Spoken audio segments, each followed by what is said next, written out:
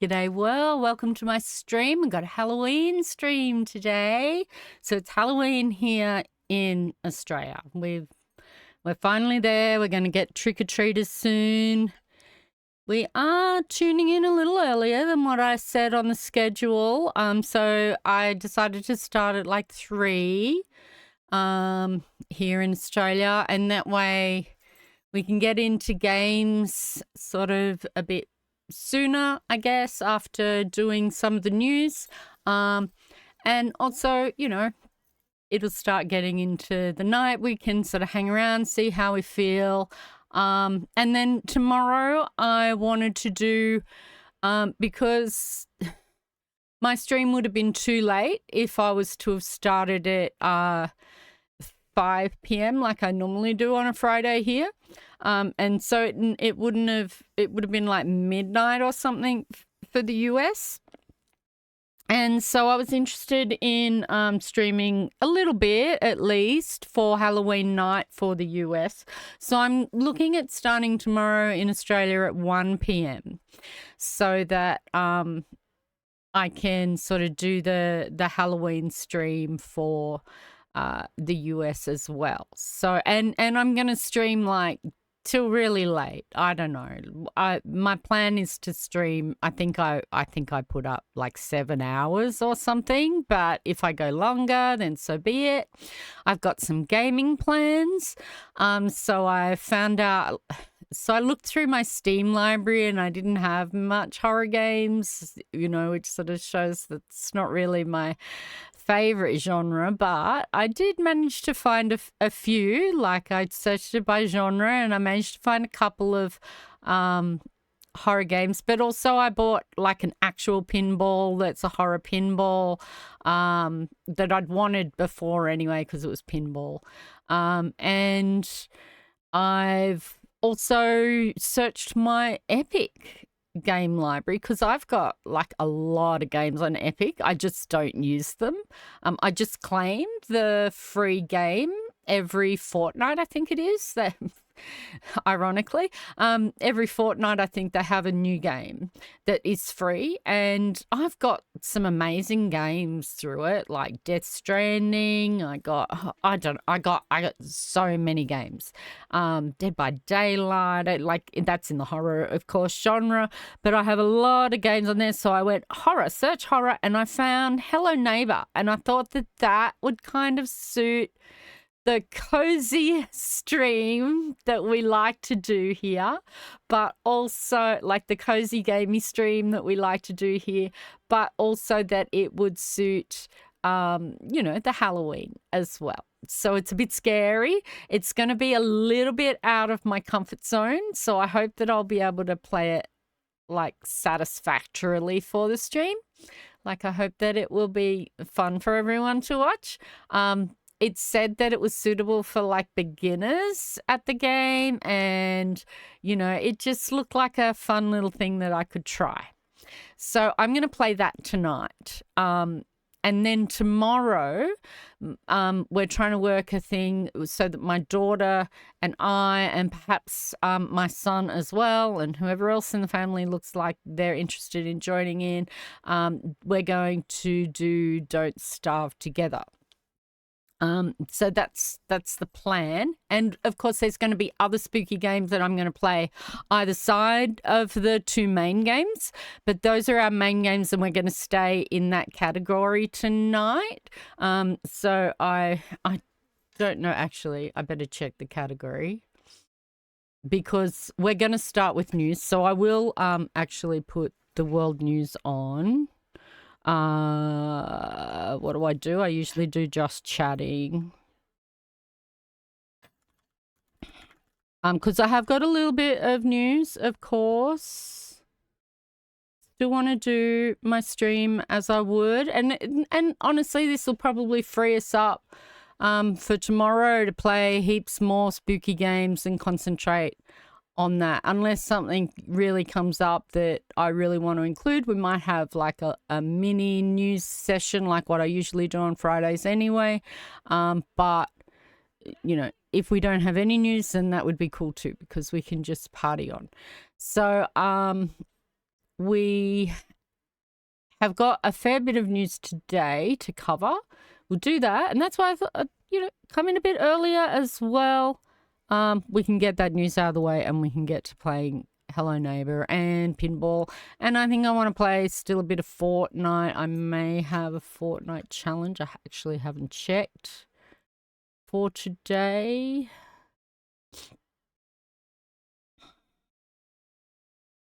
Holy shit. Well, I could do the 132s. And there's zombies, so that's something that's horror-y in its own way. Plus, I have not reached diamond yet, diamond rank in Fortnite. So I'm thinking about playing that maybe on the tail end of the stream. On the end of the stream, when everything's over, I'm gonna play some ranked until I get up a bit. I don't know that I can move up the level today. I tried to play some the other day and it didn't move me up very much, and I came 6th in the match, and so I'm thinking it might be a bit of a grind to get up there in one night. Anyway, let's switch over to the news.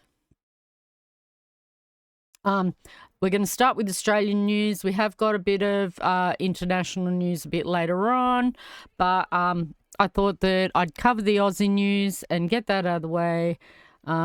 Because it's kind of more current on what I've got in here. Anyway, this guy, so we just had elections in Queensland, not here where I am, but there was an election in Queensland, which had been a Labor Party stronghold for quite a while. And they've just had their election and the LNP was sworn in. So this is interesting because just before the election, some extremists from the Bob Katter Party, which people might know him from the crocodile deaths or something. He's quite the character. But anyway, and he's his own party, but he is quite far on the right, and he introduced some legislation to reduce abortion rights. And these guys who in Australia, the Liberal National Party are our right-wing party, our Conservative Party, I guess, is the better term to use. And they've said that they're not going to reduce women's access to abortion, but it is kind of in their policy, but not really. It's not really something that is a focus in Australia, but if we don't pay attention, it could become, because we're so caught up with the culture wars that are occurring in America, and we so much want to be the 51st state, it could become an issue. It could become an issue here in Australia. So that's what we've got to watch out for. Anyway, this guy got in. Let's check out. It's only 32 seconds. LNP leader David Crisafulli is tonight finalising his front bench after being sworn in as Queensland's new Premier. With some seats still undecided, he and Deputy Jared Blay were sworn in as an interim cabinet of just 2. The final cabinet lineup will be unveiled later this week. We wanted to make sure that the wheels of government continues to turn, and this will enable that ahead of the swearing in of a cabinet. Okay. I don't really understand the structure of state politics very, very well. I did sort of advocate for a independent in our region for state politics. I don't know if I put it first, though. I'm an advocate for legalised cannabis party and reasonable independence. Centre left, ones that are interested in government transparency and climate change. That these are important issues to me. Obviously, housing is an important issue to me. That can be sort of solved on a state and local level, but requires federal funding. So that's kind of where that matters to the most. So anyway, I don't really understand quite the levels and everything, but they've obviously got to wait for their cabinet, but they have decided the premier.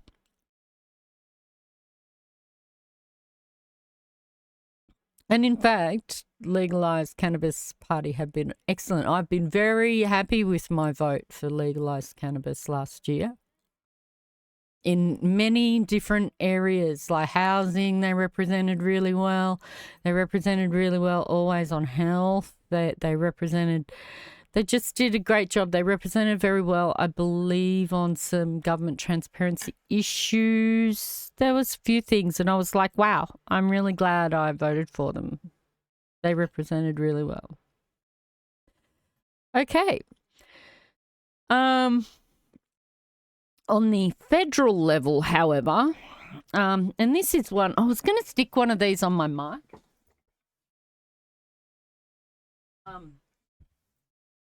A little badge for the federal ICAC now, which is what Michael West, and people that have watched me before, they know that I am a watcher of Michael West media. So I bought some things from Lone and Kids Club one day from his merch, and this was in it. This was before the last election, and our call was for a federal ICAC. Now, the independents supported that. You know, it got supported and they did create one. They didn't call it an ICAC. The ICAC was like an investigative commission against corruption. Something like that it was called. Anyway, the Labor Party did bring in a thing called the NAC. They didn't go with ICAC, which is fine. I think ICAC they use in New South Wales. So you have like state ICACs. These are anti-corruption bodies. So Independent Commission Against Corruption. And that's New South Wales has one. I don't know if we've got one in Victoria. And so we were pushing for a federal ICAC, and they called it the National Anti-Corruption. They called it the NAC instead, the National Anti-Corruption Commission. And this guy ended up being like the head or something.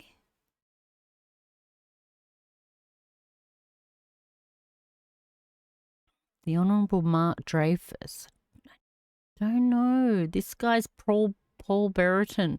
Yeah, NAC Commissioner Paul Brereton. And there's another creator on YouTube that has followed heaps of stuff to do with these people.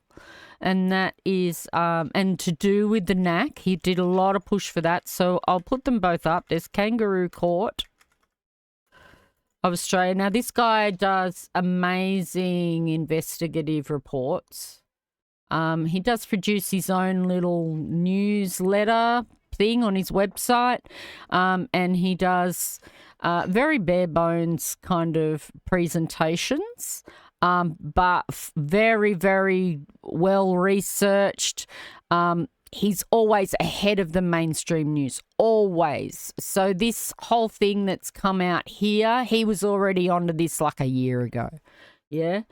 So very, very cool. And so that's Kangaroo Court. I recommend people go and check him out if they are interested in corruption in Australia. This guy covers it up, down, all around. And then there's Michael West, who I've spoken about many times before, Michael West Media. And that was the one where I got this one that's for the push for a federal ICAC. So they obviously were following all of that story as well, but they follow other stuff as well. They, you know, they're a media sort of group. They're independent media. I don't know how big they are. They're run by Patreon basically. So donations. So well worth the support, well worth checking out if people want to. This is just Australian news, and the other one was like corruption in Australia. Very good on corruption, Kangaroo Court. So one of the things that both those sites followed, those creators on YouTube, why I mention them, is that the NAC, the federal ICAC, actually ended up failing on our biggest corruption scandal that we've had in like probably living memory, which is the robo-debt scandal. And part of the problem of the NAC was that it wasn't made transparent enough. That's what a lot of people have an issue with, because it's supposed to be anti-corruption, and, you know, I can't remember. There's something that about how I think it's they decide whether it's within the public interest as to whether we know the identity of things and whether there would be public hearings, stuff like that. So that's kind of a little bit not what we were after. We wanted something that apparently the New South Wales ICAC is more transparent than the federal one. And so one of the failures of that federal investigation, the federal ICAC was, or the NAC, the National Anti-Corruption Commission, was that they decided not to investigate this robo-debt thing and the people that were responsible. So there'd been like some sort of commission. There'd been already like an investigation into it. And people that were responsible were kind of called up in front of the Senate or something. I don't know. They were called up in front of something and they were questioned. That included our ex-Prime Minister Scott Morrison. This was his little brainchild. And so he was called up and they all had to answer questions, and it was found the most disgraceful, heinous corruption and the most and failed government pogrom that they could have ever had. And no one has really been held to account. Nothing happened. Nothing happened. Nothing ever happens, does it? You know, it's like, sure, they get investigated, but then what consequences? And so because we as civilians don't see consequences, we start losing more and more trust. When there's no transparency, when there's no consequences, no accountability for failure and for crime in some case, when we see no accountability, we lose trust in our government. We lose trust in the system, and that's exactly what's happening. And then we become more and more vulnerable to anti-government propaganda, you know, and we become more vulnerable to people that want to sell us other truths, okay? Because now we're at a place where we can't really determine what's real sometimes, you know, and when our government fails us like this, then people lose faith. They lose trust, and that's, you know, and this happens in several areas of government, and I don't understand why they keep doing it, why they don't learn the lessons. If you're honest about what you do, because they don't want to be honest, because it gives me that impression, I think it gives everyone that impression, that they have another agenda to what they tell us. And that's because that's what they have. They have another agenda. And so, of course, they don't want to be transparent, because then we would see the true agenda behind all these endless wars, or behind tax cuts for the rich, which, you know, the agenda should be pretty clear for that. But like, yeah. Anyway, let's have a look. So there was a failure of the NAC to investigate. They decided they weren't going to investigate. There was outcry, and now they've changed their mind. And the guy that was the head of it, the commission or something, he had personal ties or something, which is where I think Kangaroo Court had cottoned on to that a long, long time ago about his connections. And so he should have like recused himself from the investigation, but he didn't. Anyway, let's have a look. He's at the helm of the nation's corruption watchdog, but now the questions have turned on him. I think Paul Brereton's position as commissioner is in question, as the finding is that he committed officer misconduct as the commissioner.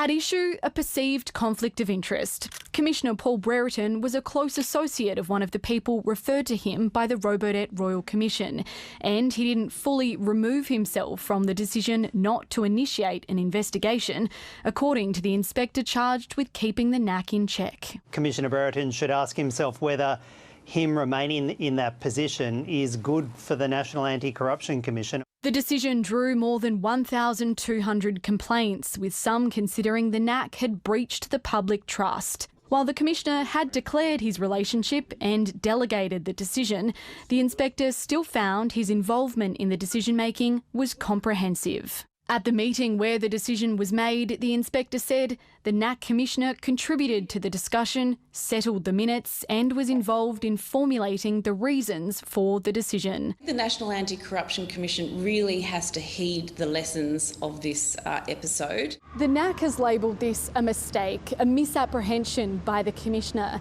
and for this much anticipated body established to clean up politics, it's a bumpy start in its first high-profile case. Still, there's confidence from the major parties. I think the public has... Was one of my main things that I voted on was the NAC and getting one established, and I am actually quite disappointed about what happened with the Robodebt investigation, because it was, if that is not in the public interest, if that is not the most overt corruption that needed to be looked at by the NAC, then I don't know what is.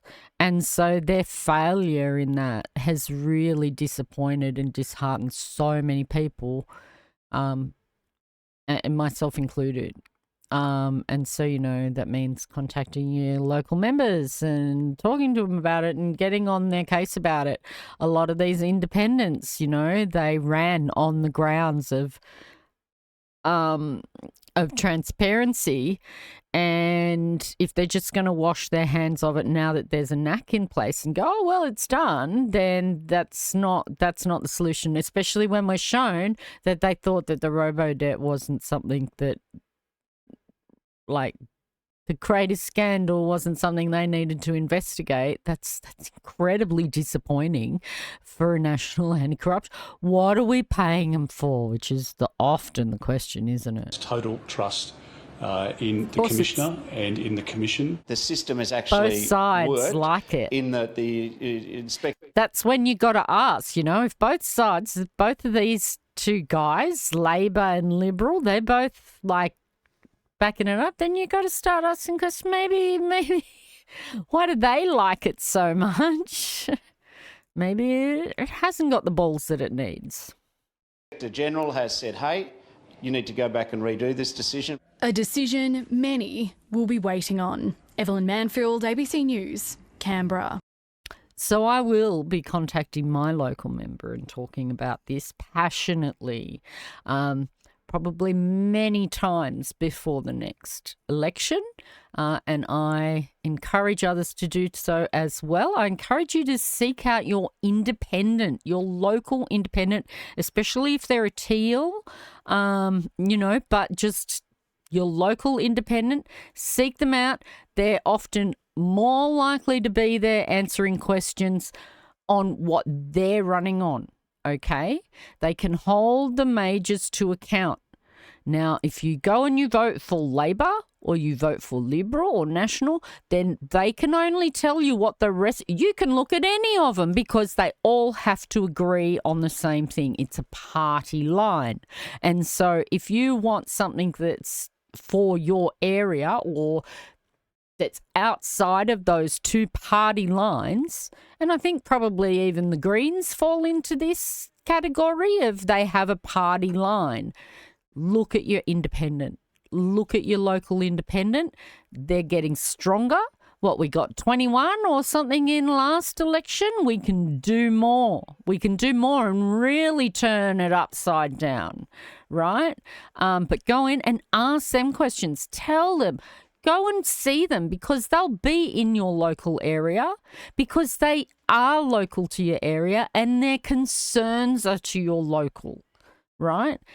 it's not a national platform that they're all standing on. Sure, they have to work on the national issues, but what is right for your area? Go and talk to your local independent candidate and see what they have to offer, because you'd be surprised. They're a lot stronger than you might think. You know, you think, oh, my vote's wasted if I don't vote for one of the two major parties, or, you know, for the Nationals or whatever, you know, my vote will be wasted. No, it is not wasted. When you go to these independents, you'll see.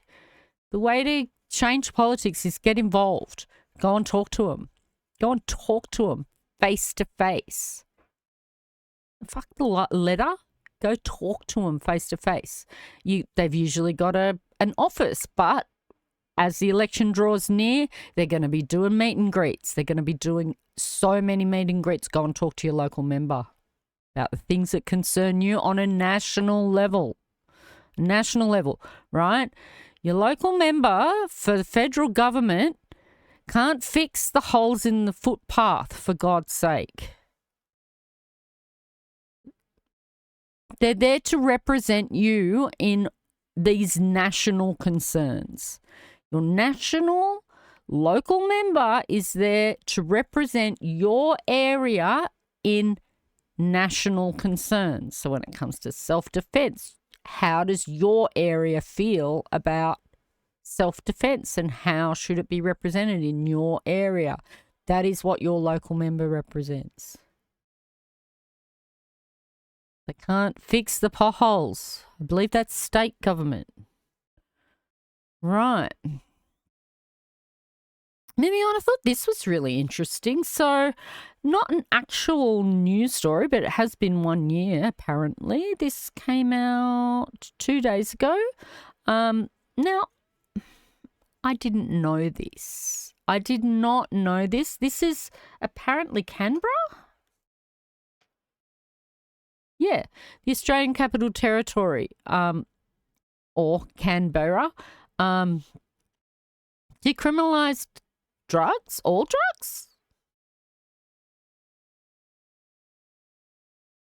Says when the laws changed in the Australian Capital Territory, home to the nation's capital, Canberra, some thought there'd be an influx of people travelling there to use drugs. Among those initially opposed to the laws were the police, of course, who were concerned the change would spur first-time drug use and see an increase in crime.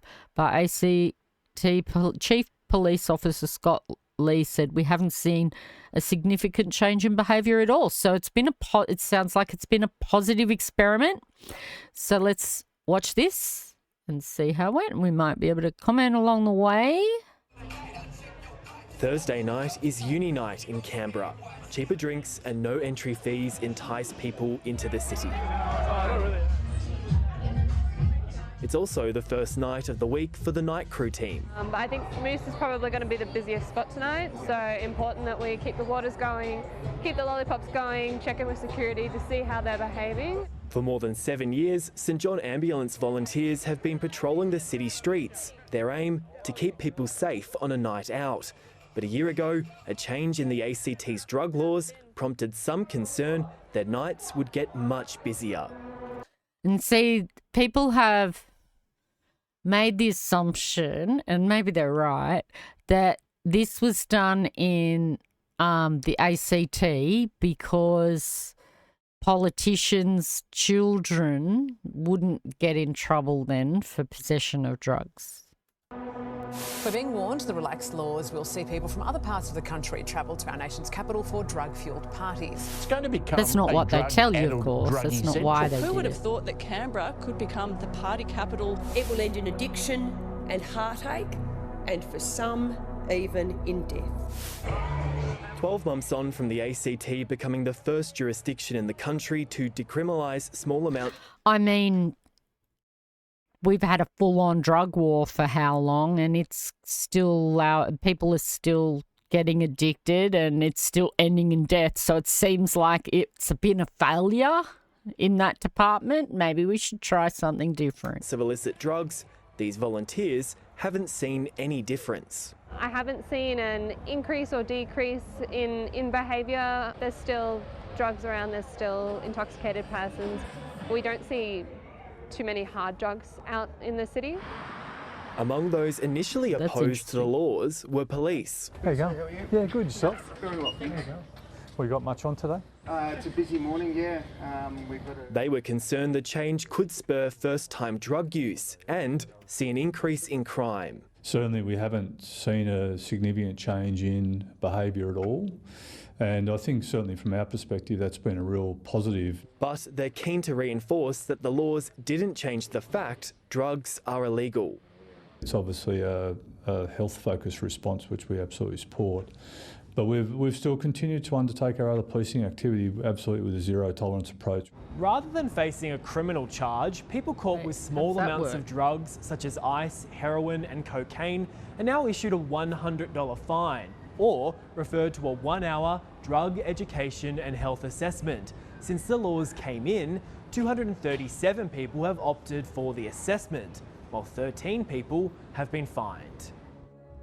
On the other side of the world, in the US state of Oregon, drug decriminalisation has been rolled back. Their laws were effectively repealed this year, following an alarming increase in fatal overdoses, largely caused by the potent synthetic opioid fentanyl.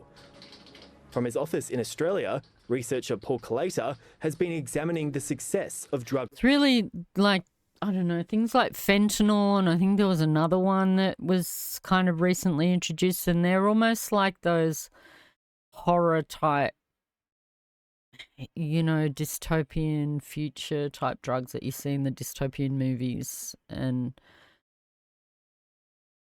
some of the footage that you see is, you know, it's very dystopian like that. And these are those kind of, you know, how do you fight something that's so incredibly strong like some of these drugs, yeah? But it's still a health issue. It's still a health issue. They're not, the users aren't hurting anyone, you know, but themselves. Certainly there is the claim that the people dealing are dealing that they're hurting the users. Policies. We can see that investment in treatment is a central part of generating successes from decriminalisation. Investment in treatment and expansion of harm reduction. Back in Canberra, since decriminalisation, there's been a 50% jump in the number of samples tested by the city's drug checking service CanTest. We haven't noticed any increase in drug use, and I don't think that's been apparent anywhere. I wonder if it's because no one knew. I don't remember this happening. Maybe no one knew. Maybe they just didn't advertise it.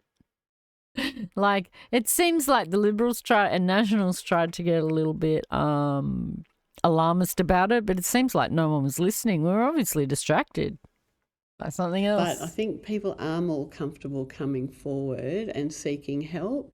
And that's more important than ever, with dangerous substances like fentanyl and nitazines in illicit drugs found for the first time in Canberra.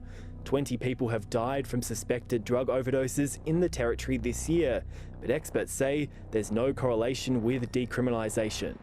Research out of Oregon and Washington has showed that decriminalisation doesn't affect fatal drug overdoses one way or the other. As the night begins to wind down, the night crew volunteers are handing out their last waters and lollipops. While it appears the laws haven't substantially changed life in the capital, they will be independently reviewed next year. Monty Boval, ABC News, Canberra. Huh. That's interesting. It's interesting that two totally different results occurred. I wonder why. Maybe we just do not have the fentanyl here in Australia. You know? I'm just going to check if the front door's, like, open for the trick-or-treaters. It's starting to get to that time. They would have all come home from school now, all the kids, getting into their costumes. So I'm just going to make sure our front door is kind of welcoming. Do I have like this, I have some music I can play. There we go. Look, I can just play it while I'm away.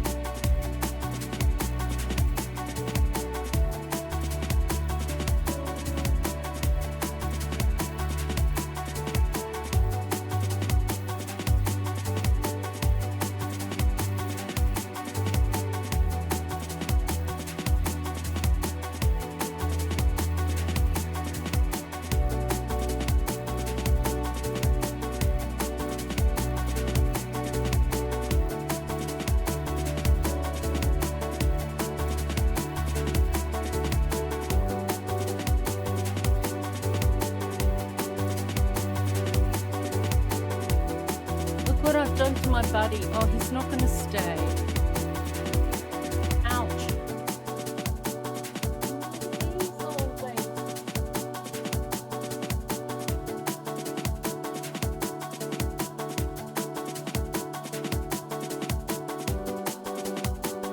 Oh my God, decorations, they just like stress me out so much. All the untangling of things like lights. The little lights I had to untangle, and I had to untangle all the little spiders from the webs. And it was just stressing me out. More stress than I needed. Right.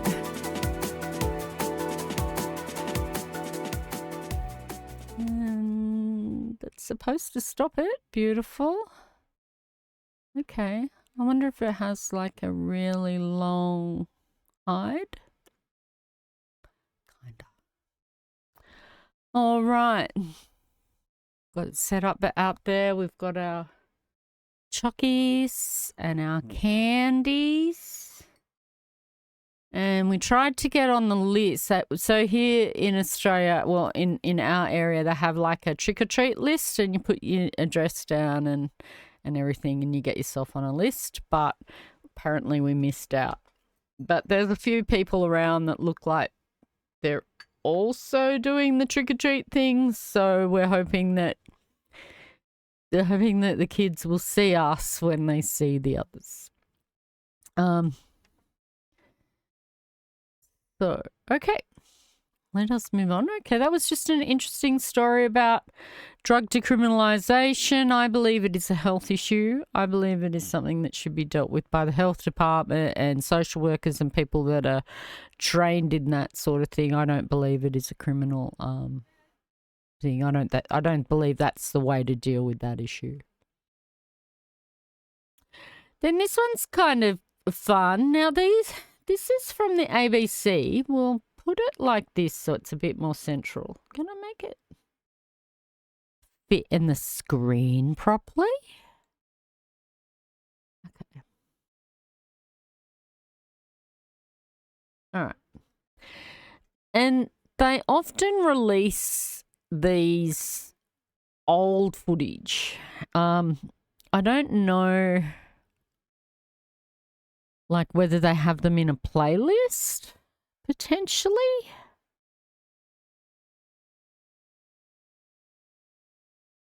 Maybe they do have like a playlist of them. That would be cool, because then we could like play the full length ones, like just like one every.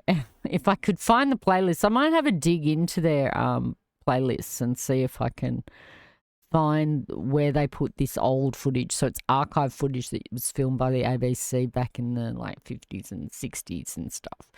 And so we're about to move on to some American news. Not very much. I've only got one article, but this is, I thought, was interesting and a good transition from the Australian news into the American news. And we've just also had visit from the King. And we've had all that stuff go down with Lydia and you know, and screaming out, "You're not my king," like the queen, the warrior queen that she is.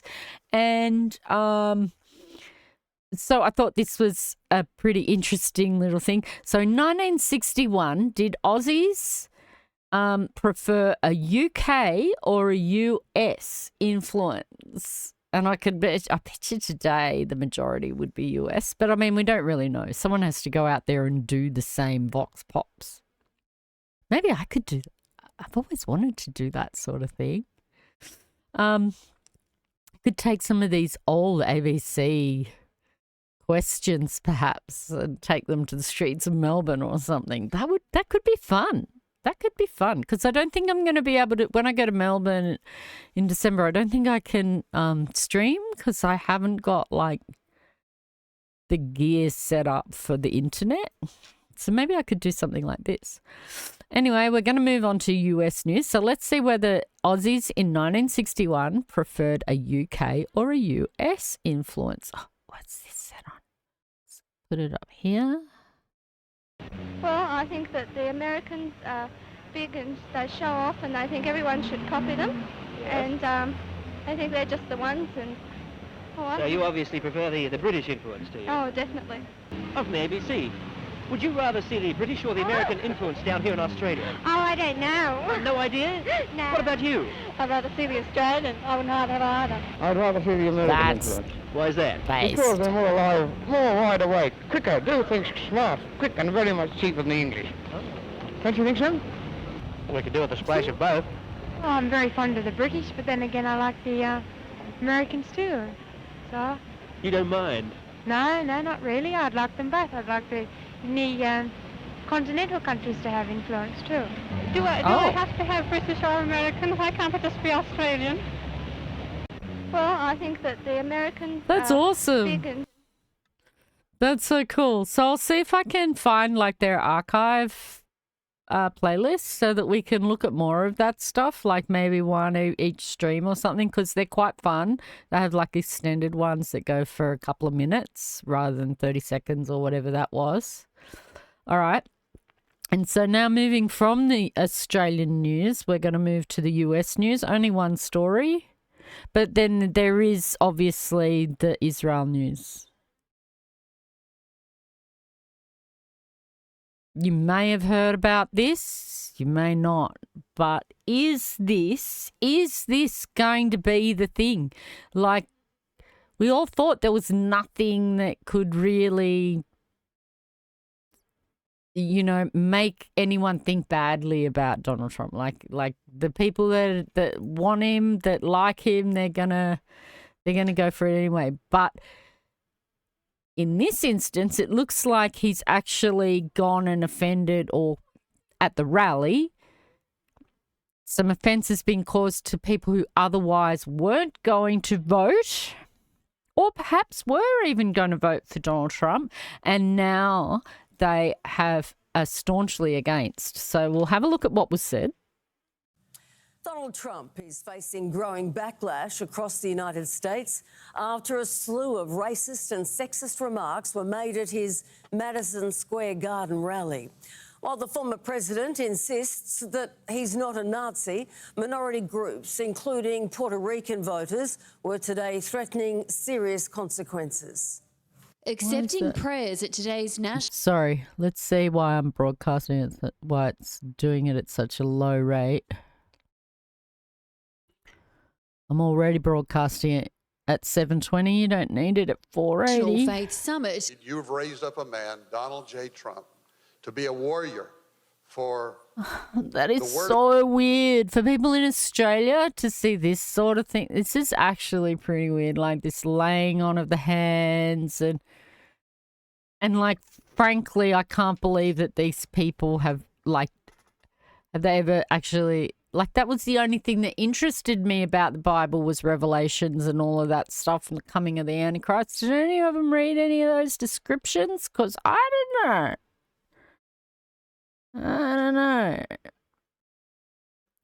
I feel they might have been describing something.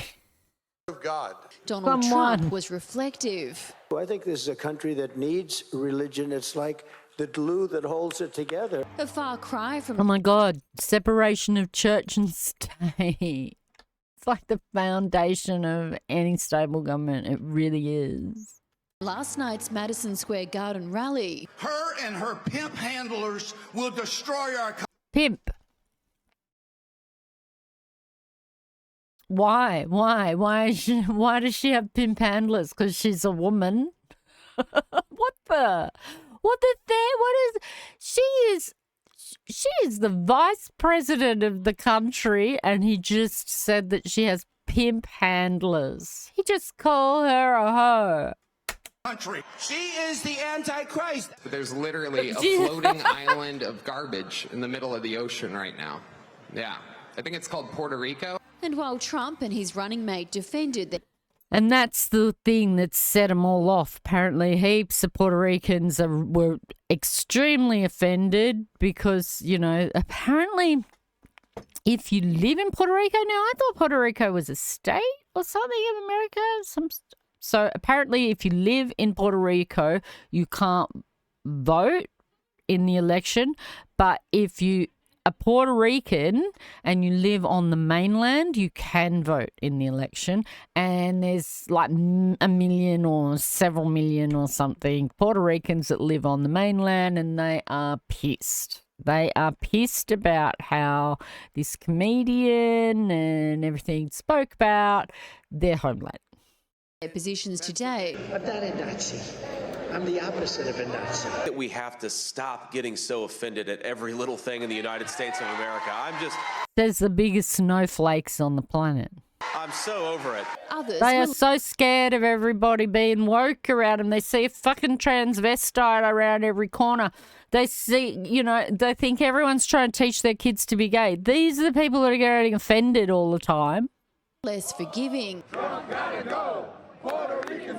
Many Puerto Rican Americans saying the comments have pushed them to Kamala Harris. I finally said, no, I have to be in the right side of the history. The Vice President was in Philadelphia today. Are we ready to win? Where yet another famous face sang her praises.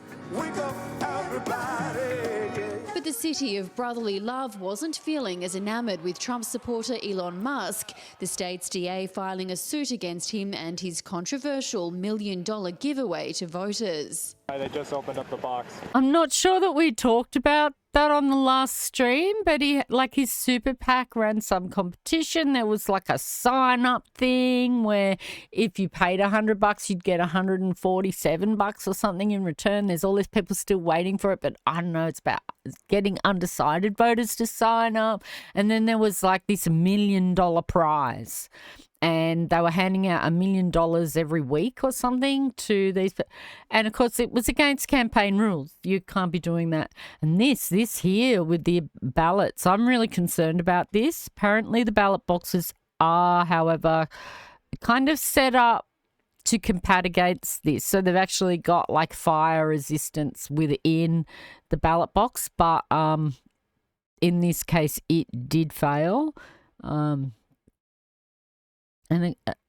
And some were wrecked. We'll have a quick look at it. And in a sign of just how tense things are getting, hundreds of ballots were destroyed in Washington State and Oregon after several drop boxes were set alight. Catherine Firkun for 10 News First. And, yeah, one of the drop boxes did get damaged. Like the votes in it did get damaged. Like she said, hundreds of votes. But another one, the fire, I don't know, it's like a smoke detector or something in it, and it set off like water or whatever because it only destroyed like 3 ballots out of one of the boxes because the fire resistance had worked in that box. But I am incredibly concerned about copycats around this sort of thing and whatever. But when this has happened, what they recommend is that if you that you can look up a website. I don't know what the website. You can contact your, where you register or whatever and see whether or not they received your vote. And if they didn't receive your vote, you can ask to have they can send out a new form for you to fill in. So they're contacting the people that they can who they couldn't read their vote or whatever, because some of it they're able to identify whose votes were destroyed. In other cases, they're asking for people to check on the website or contact their local registration office or whatever and see whether your ballot has been marked as received, and if it isn't marked as received, then they can send out a new one to you. All right, so there's still time to combat against this. Otherwise, vote on the day, vote early, whatever you can. And if you live in a swing state, make sure you get your vote in. If you don't live in a swing state, it may not matter as much, but vote down ballot. This is what I've been told, vote down ballot. And this is something that I find really interesting about America's democracy. You get to vote on these propositions, these law propositions and stuff. We don't have that in Australia. We have, I believe, a quite strong voting system. I think our preferential voting system works better than the American system of voting, and whatever the hell the Electoral College is. But I do think that our system of preferential voting gives us the opportunity to put in third parties, independents, and things like that as a measure of accountability and balance against the two major parties. And so there is a realistic opportunity for your local member to get in, even if they're not part of a major party. And so I think that works really well. But that's our only voice. That's all we have, and voice of protest. We don't actually get input on these laws and stuff, and these seem to be like state or regional laws or whatever they are. So streamers that I've been watching, ones that I really respect their point of view and everything like that, they have been saying to vote down ballot, vote on these propositions, have a look at them. I believe in California, the police released a voting guide, vote opposite to everything police want. You know, basically there is a voting guide out for the left, I believe, in California, but I mean, there's a lot more states than Cali. So, you know, the fact that you get to vote on that you have a voice in other things other than just who represents you is amazing. Get out there and vote, people. That's incredible. I wish we had that in Australia. I wish we had a say. I mean, I'd probably find it incredibly frustrating as well, but at least there's some democracy in the laws that get introduced. I think that's kind of pretty cool. So there was more here? Okay, yeah, this is about these ballot boxes. New York. Okay. Okay. I did watch one that was specifically on it, but like the damage wasn't too bad, certainly not at this stage. Personally, I'd be voting in person, but with that sort of shit going on. All right, we're on to the shitty news. I've come up with a little screen that I can pop up so that like that, if there's sort of gore or anything, and hopefully that will keep us within Twitch toss. And that way we still get to have a look at the stories, but we don't have to look at any of the... it's quite unfortunate. It's kind of how... This is what can end wars, is actually seeing what happens in war. The reality of war can push people to be... can push people to, you know, to campaign against it. But unfortunately, it does, I believe, sort of border on the toss. I don't know. I've watched other streamers and I've seen sort of both things happen. You know, some streamers show it, some don't. I kind of want to keep my stream accessible to all. And I saw one of my favorite streamers do this the other night, and I thought that's a great solution. You know, put the block up, put a gore block up, and then we were still able to engage in the content of the video, but there was no breach of TOS. And she didn't have to put a put a warning on her channel. Okay, because even like if I put a warning up for like 2 minutes or something, it does it to the entire stream in the end. Okay. All right, so I've got a couple of stories on this. Both of them have a talking head. I don't know if it's the same talking head. Branded them a terrorist branded UNRWA a terrorist organization and banned them from Gaza. Israel has banned the UN agency that provides aid to Palestinians from operating in areas under its control, including Gaza. 3 million Palestinians in the occupied West Bank and Gaza also rely on UNRWA for health services and education. With a death toll of 43,000 in Gaza, including 230 UNRWA staff, there are fears about what this will mean for the flow of desperately needed aid. Israel also voted to declare UNRWA as a terrorist organisation, citing the UN sacking of 9 staff who may have been involved in the October 7 attacks. Our Foreign Minister Penny Wong released a statement alongside 6 Western allies to express grave concerns. UNRWA, as an... Oh, good. Well, at least Australia said, oh, no, we don't like that. I believe the US are looking for ways to divest from the UN, of all things. Anyway, I don't know how true that's going to be, but and I know that the UN needs a lot of work and it's pretty much had every bit of legitimacy removed from it because of this, but that's the fault of, the Security Council and the vetoes and things like that. And the fact that the US hasn't listened to the UN for a long time. Israel never listens to them. So it's lost a lot of its power. At the same time, it is a legitimate organisation. It is what was formed so that we can work as one, as a world. We acknowledge we are one world. And reasonable people are still a signatory to it.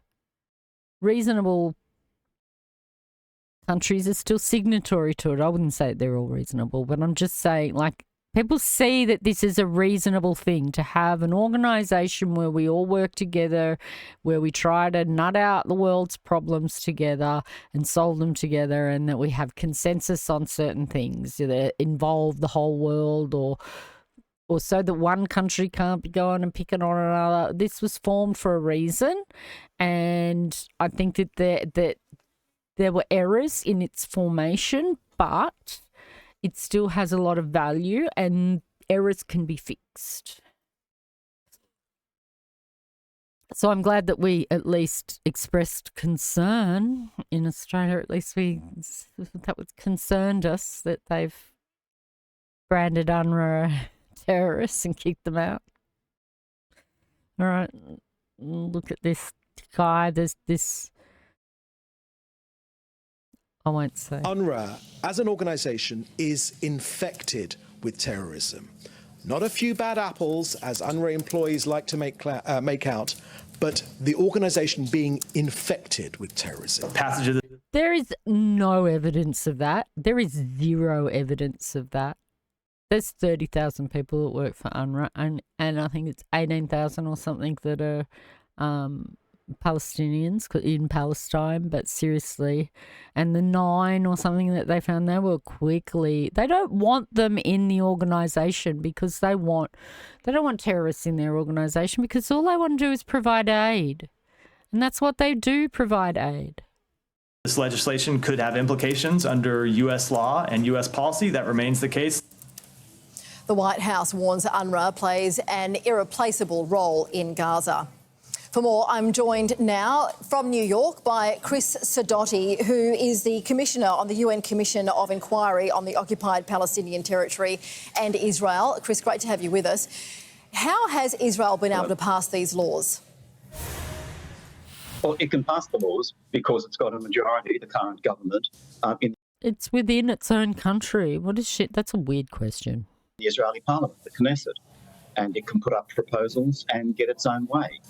The current Israeli government is propose whatever it likes within its own country. That doesn't mean it's relevant to anyone else. By the extreme right.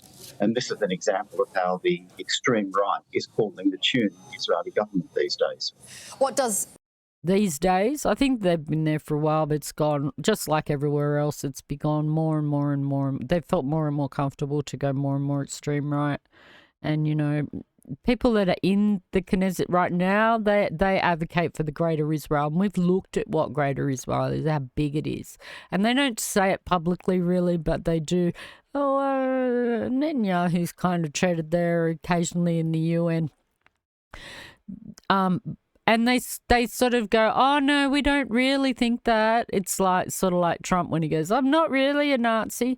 And so they're like, we don't really believe in the Greater Israel, while they keep implementing policy that sort of that shows that that's what they are really after. So, yeah, that's who's in the power in Israel. And the people sort of go, no, we don't like it, but, you know. This mean for Palestinians in Gaza and the West Bank? Well, for Palestinians generally, it's an absolute disaster. As your introduction indicated, UNRWA is the major provider of food and humanitarian assistance in conjunction with the United Nations, but also such essential services as healthcare and education. In many respects, it can be said that UNRWA has absolved Israel of responsibility for these things over the last 57 years. Israel, as the occupying power, is responsible itself for the protection of the Palestinian people and the provision of all essential services to them. And UNRWA's been doing that job that Israel's supposed to be doing. It has not done that. UNRWA has done it, and as a result saved Israel hundreds of millions, if not billions of dollars over those 57 years. For Palestinians, UNRWA is absolutely... Though, you know, Israel probably just wouldn't have bothered and just enacted a starvation plan like what they've got going right now. Essential. It would be very difficult to sustain anything like an adequate standard of living. Very difficult to ensure the human rights of Palestinians, particularly children, without UNRWA. If you then remove the services that UNRWA provides or deny them from being able to provide those services, is Israel further providing evidence of the war crimes they've been accused of committing against Palestinians? No, at no stage has Israel provided any evidence, at least not publicly. I don't know what they've provided privately to UNRWA. UNRWA has an enormous number of employees because of the extent of the services it provides. It would not be surprising, given the context of Israel, context of Palestine, both Gaza and the West Bank, if there was some members of UNRWA who were engaged in unlawful violent activities. UNRWA itself has identified a couple and got rid of them, but only a couple out of some 13,000 plus employees. It's significant that UNRWA regularly gives a list of its employees to Israel, and Israel has never objected to any of the employees on UNRWA's list. Now, if the Israeli intelligence agencies, Shin Bet, is not able to identify potential terrorists amongst the UNRWA staff list, how the hell is UNRWA supposed to do it? But as I say, the UNRWA administration has only identified a handful of people who are thought to have been involved in violent activities, and it has promptly got rid of them. So I don't know what more UNRWA can do under the circumstances. All right, Chris Sidoti, thank you so much for joining us from New York. Appreciate your time. There's nothing. They really just don't want anyone in there witnessing them, and they just want to enact this starvation genocide, and they don't want anyone witnessing it and making it harder, I guess. Report predicts more extreme. We did that one, didn't we?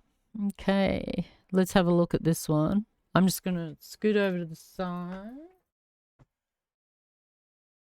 I need to get like a little VOD, like a little VTuber here for when I want to turn off my cam for a few minutes.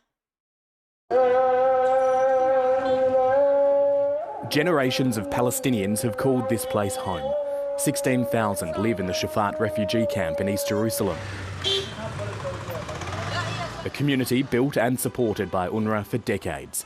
It was already challenging for their staff who provide services including healthcare and education to come and work here every day. Israel's parliament now making it impossible, banning it operating in Israeli territory. Anyone who acts like a terrorist has no right to exist in the state of Israel. UNRWA is not an aid agency for refugees, it is an aid agency for Hamas. In January, Australia joined other nations in pausing funding to UNRWA. Is anyone really convinced about that anymore? That line? after Israel claimed the agency had employees involved in the October 7 terrorist attacks. 9 staff were fired, but a UN investigation was unable to independently verify the intelligence used by Israel to make the allegations. Australian funding resumed in March, this ban opposed by the government. The Foreign Minister posting on social media, UNRWA does life-saving work. UNRWA is the biggest... Wait. I want to see what she wrote. So Australia opposes the Israeli Knesset's decision to severely restrict UNRWA's work.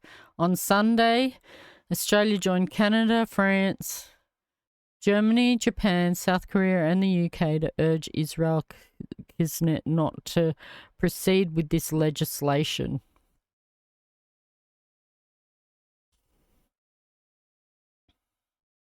I was so disappointed when they removed funding. But at least they returned it, but like, whatever. It's the best they can do here. UNRWA does life-saving work. UNRWA is the biggest provider of aid in Gaza, support which has already been reduced to a trickle. The UN's top humanitarian official has warned that the entire population in the north is now at risk of dying. Israel's ban could make it impossible for UNRWA to operate there. You won't be able to move in Gaza without being subject to possible attack. There'll be no visas for international staff, no work permits. Supply chains will fall apart. You guarantee more children being killed. And I'm sorry for the lack of diplomacy in my language, but I think we've moved past the idea of sugarcoating this. We will simply see more little girls and boys in Gaza unnecessarily killed. The legislation approved by the Knesset comes into force in 90 days, a time frame which has been designed to give Israel an opportunity to make new aid arrangements for the Palestinian population. Israel's parliament backing this proposal before that crucial detail had been sorted out. UNRWA simply must be replaced. They must be replaced with other organisations that are not infected with terrorism. There's nobody that can replace them right now in the middle of the crisis. Added pressure from its strongest ally, Washington today reminding Israel of an earlier threat to cut US military aid if conditions in Gaza aren't addressed. I'm not quite sure what the red line is. Like, if it hasn't been crossed yet, I don't know what is. But, like, I know how the US can really, like, push the point home to Israel that this is unacceptable and that they have to let aid in and that they have to do something about it. I know how the US can influence that. It might be by taking those weapons away that they keep giving them. Passage of this legislation could have implications under US law and US policy. That remains the case. Tough talk that's done little to sway an emboldened Israel. And that's why it's done little to sway them, because they've tough talked a few times. Remember Rafah? Rafah was a red line. They went into Rafah. They've done everything that was a red line. So, of course they're emboldened and going to continue doing more. And now we have these sort of people, commentators on CNN of all things, making the most heinous remarks to people because they think they can say the quiet part out loud. It's disgusting, right? What does this person say behind the scenes if he thinks he can say this on CNN on the panel like this? My problem is, I get it. Nobody wants to be called Nazis. It's very inflammatory. But if you don't want to be called Nazis, stop doing it. You're called an anti-Semite. You've been called an anti-Semite more than anyone else's table. Yeah. And people will sit there and... No, by me. I never called you an anti-Semite. Okay. I mean, I'm not sitting here saying I'm a supporter of the Palestinians. So I'm used to it. Yeah, I hope your beeper doesn't go off. The thing is that... Did you just say I should die? You should not... No, Did you just say I should be killed? No, I did not say that. No, I did not say that. Hold on. Did your guest just say I should be killed on live TV? I said I hope you... Guys, let me just stop. You said you hope my beeper doesn't go off. Because you said I'm a big supporter of the Palestinians. Hamas? Guys, let me stop. I said Palestinians. Are you? Am I what? No, of course I'm not. I apologize. Are you a racist, violent person inciting violence against Ryan, that's disgusting. That is completely... No, I apologize. Good job, CNN. Let's have first block say the Muslim guy should be blown up on TV. Don't say then I apologize. You literally... He really knows he fucked up. Like, look on his face, and he's, I apologize. He knew he fucked up, but I tell you what, after all of this, he went onto social media and he doubled down. I thought he said Hamas. I You didn't think I said Hamas. No, I said I didn't. supported Yes, Palestinian Yes, I rights. did. Why? Because when you hear What's funny Palestinian, is you Rudy hear Hamas? Giuliani said this No, yesterday, because- so you're a great guest to be here. We're back here, and before we get started, I want to just address what happened in the last segment. And first, I want to apologize to Mehdi Hassan for what was said at this table. It was completely unacceptable. When we get this discussion started, you'll see that Ryan is not at the table. There is a line that was crossed there, and it's not acceptable to me. It's not acceptable to us at this network. We want discussion. We want people who disagree with each other to talk to each other. But when you cross the line of a complete lack of civility, that is not going to happen here on this show. It's a heated time. We're in the middle of a political season. We are 8 days from a presidential election. But we can have conversations about what is happening in this country without resorting to the lowest of the lowest kind of discourse. Want to address that, and I want to apologize to the viewers at home. Revolting. So, Mehdi Hassan, very good commentator.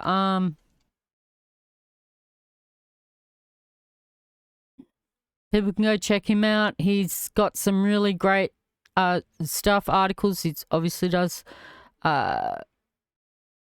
political commentating on the current situation in Israel and Palestine. And so you can follow him. There's some Instagram. He writes for The Intercept. That's interesting. I follow him on Substack, and I think he's got a Blue Sky. Yeah, he's got a Blue Sky. He's got a Substack that he puts out. Yep. Zetio, yep, that Substack. So, or he writes for this particular organisation. So go check him out. He's very, very well informed on that whole situation. Of course, cops the whole, you support the Palestinians, you must be Hamas thing. Gets told he's anti-Semitic all the time. And now on CNN, he's told, I hope your vapor blows up. But that was fuckwit. What a thing to say.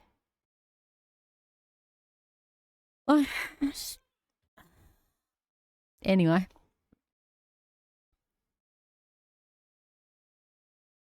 And I think this yesterday, yep, South Africa has handed in evidence to the ICJ, the International Criminal Court, for genocide. So in their case that they filed like ages ago, so it's pretty slow moving stuff.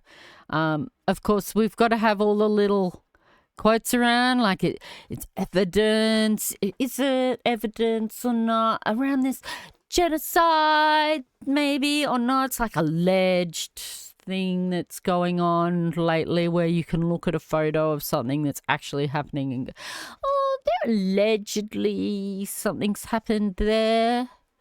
Maybe it's happening even though you can see it, like with your own eyes, no question. Anyway, it is a court case. So they've handed in the evidence for what they believe is genocide, and what I believe, what a lot of people believe is genocide in Israel and apartheid. Determined to pursue its legal case against Israel, South Africa submitted a 5,000-page document to the International Court of Justice, which it says contains proof that the Jewish state willingly committed genocide in Gaza. Israel has violated the Genocide Convention by promoting the destruction of Palestinians living in Gaza, depriving them access to humanitarian assistance, and using starvation as a weapon of war. South Africa said the procedure sought to mobilize the same international solidarity which helped bring an end to the apartheid 30 years ago and called for an immediate ceasefire in Gaza and Lebanon.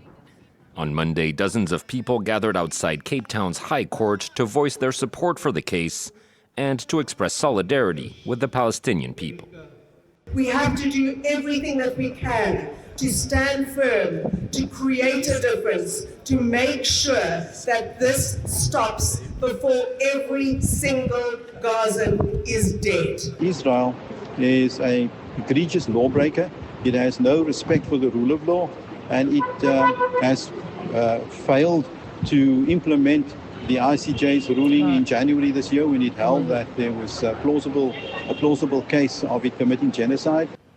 Since the procedure was launched in December 2023, the ICJ has issued several emergency rulings denouncing Israel's actions in Gaza and ordering it to halt its military offensive on Rafah. But despite being legally binding under international law, all these injunctions have so far been ignored.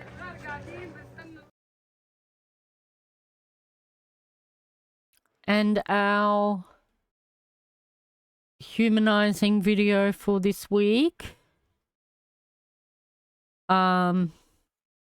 This was before. This is from a few years ago, 5 years ago. All right. This is what Gaza was like before. 5 things to do. So it's a tourist video. It is 7 minutes, but we're going to check out some beautiful places that were in Gaza, and I found it quite interesting. I've watched a fair bit of it. I didn't watch all of it yet because I wanted to share it on the stream. And so, but it really is beautiful, beautiful place. What's going on, Shababs? We're here about my favorite ornament in the whole city. I love Gaza. Obviously, if you've seen Gaza in the headlines, it's all about wars, a year-long massacre, and a siege. But it's not all doom and gloom here in Gaza. We're spending the day to show you the best 5 things to do and the best 5 places to go while you're here. I'm standing by the beautiful coastline here in the central port of Gaza. Let me show you what you do. It's gorgeous. That is a beautiful little port. You come here.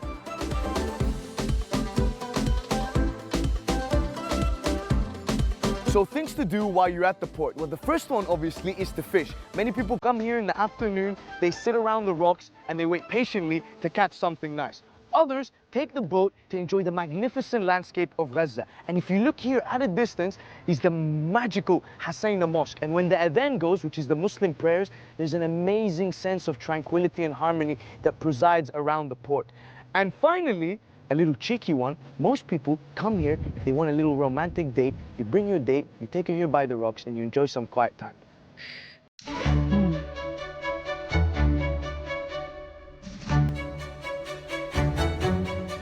تنص المادة 143 من القانون المدني الفلسطيني على إنه Article 135 of the Palestinian Civil Code states that...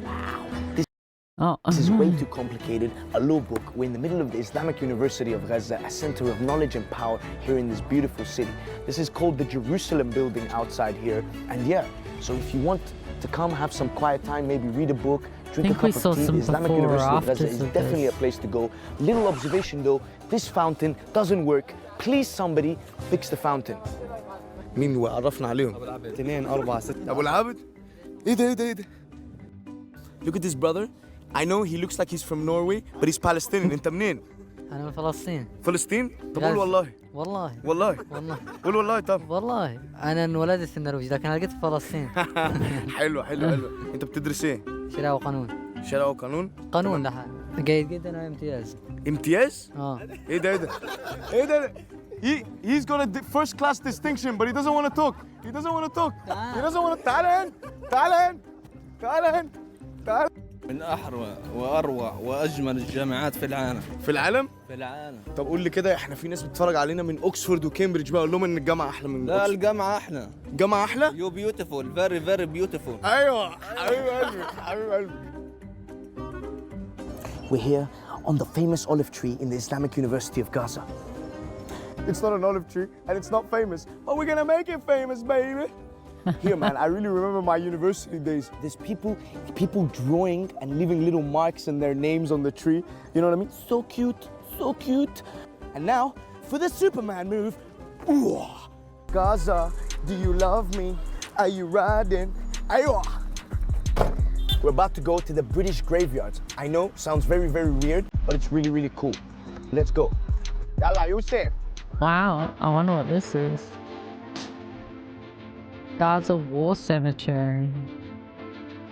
Welcome to the Gaza War Cemetery.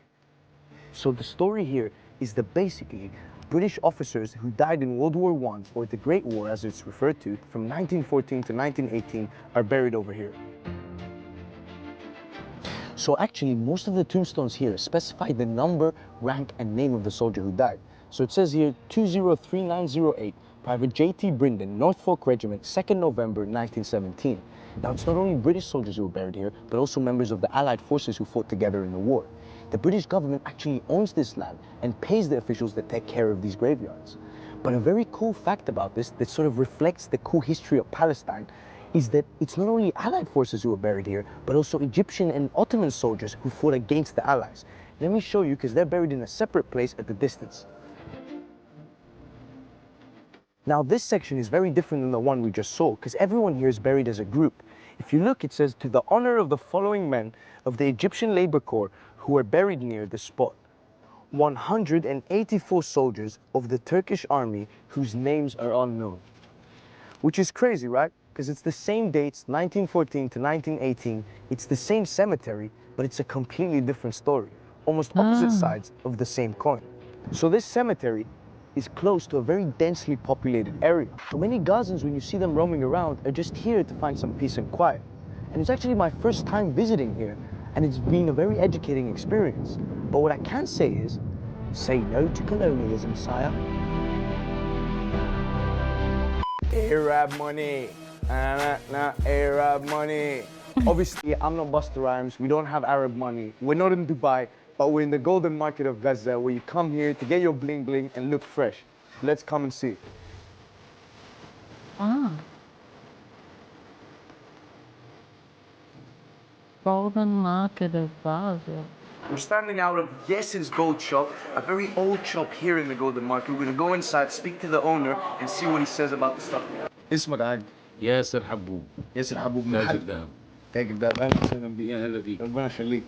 طب ممكن تقول لنا بقى ايه ممكن نشتري ايه بتبيع ايه؟ احنا طبعا ما انت عارف يعني انت جاي محل ذهب. You're in a gold shop. We've got gold يعني shop. لو عايز تتجوز نعم. هتاخد شبكه زي دي. تمام. هتاخد صوره مثلا ثلاثه زي دي.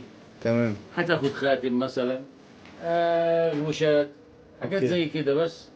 يعني ممكن جميلة دي جميلة. Very nice man.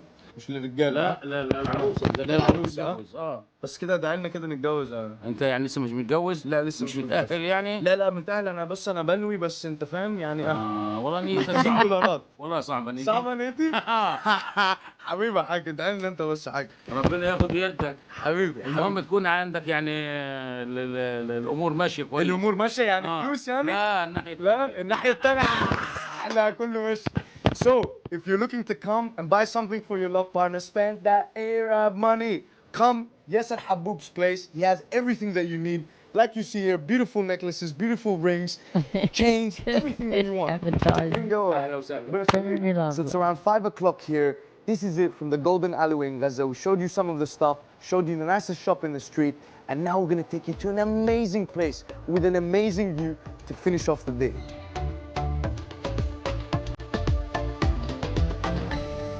Like I promised, a beautiful place with a beautiful view. And the tree that I'm sitting on, for real now, is actually the most famous tree in the whole of Gaza. This is the Tel el-Muntar area. From here, you can see all of the city. And if you stand over there, you can even see the sea and Israel on the other side. Now it's getting a bit chilly, so it's coming to an end of a beautiful day here in Gaza. Of course, there's many more places to go and many more things to do. We picked our favorite 5. Let us know what your favorite 5 places are. And like my boss says, it's time for me to be quiet now and show you some drone things.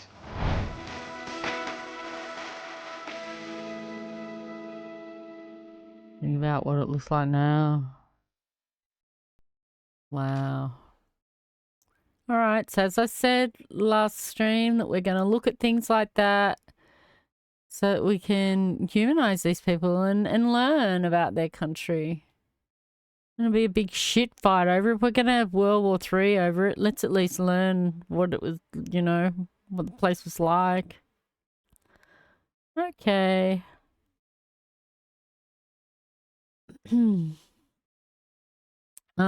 Bit of weather news.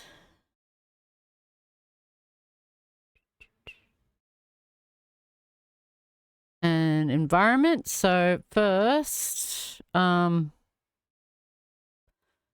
this was like last week.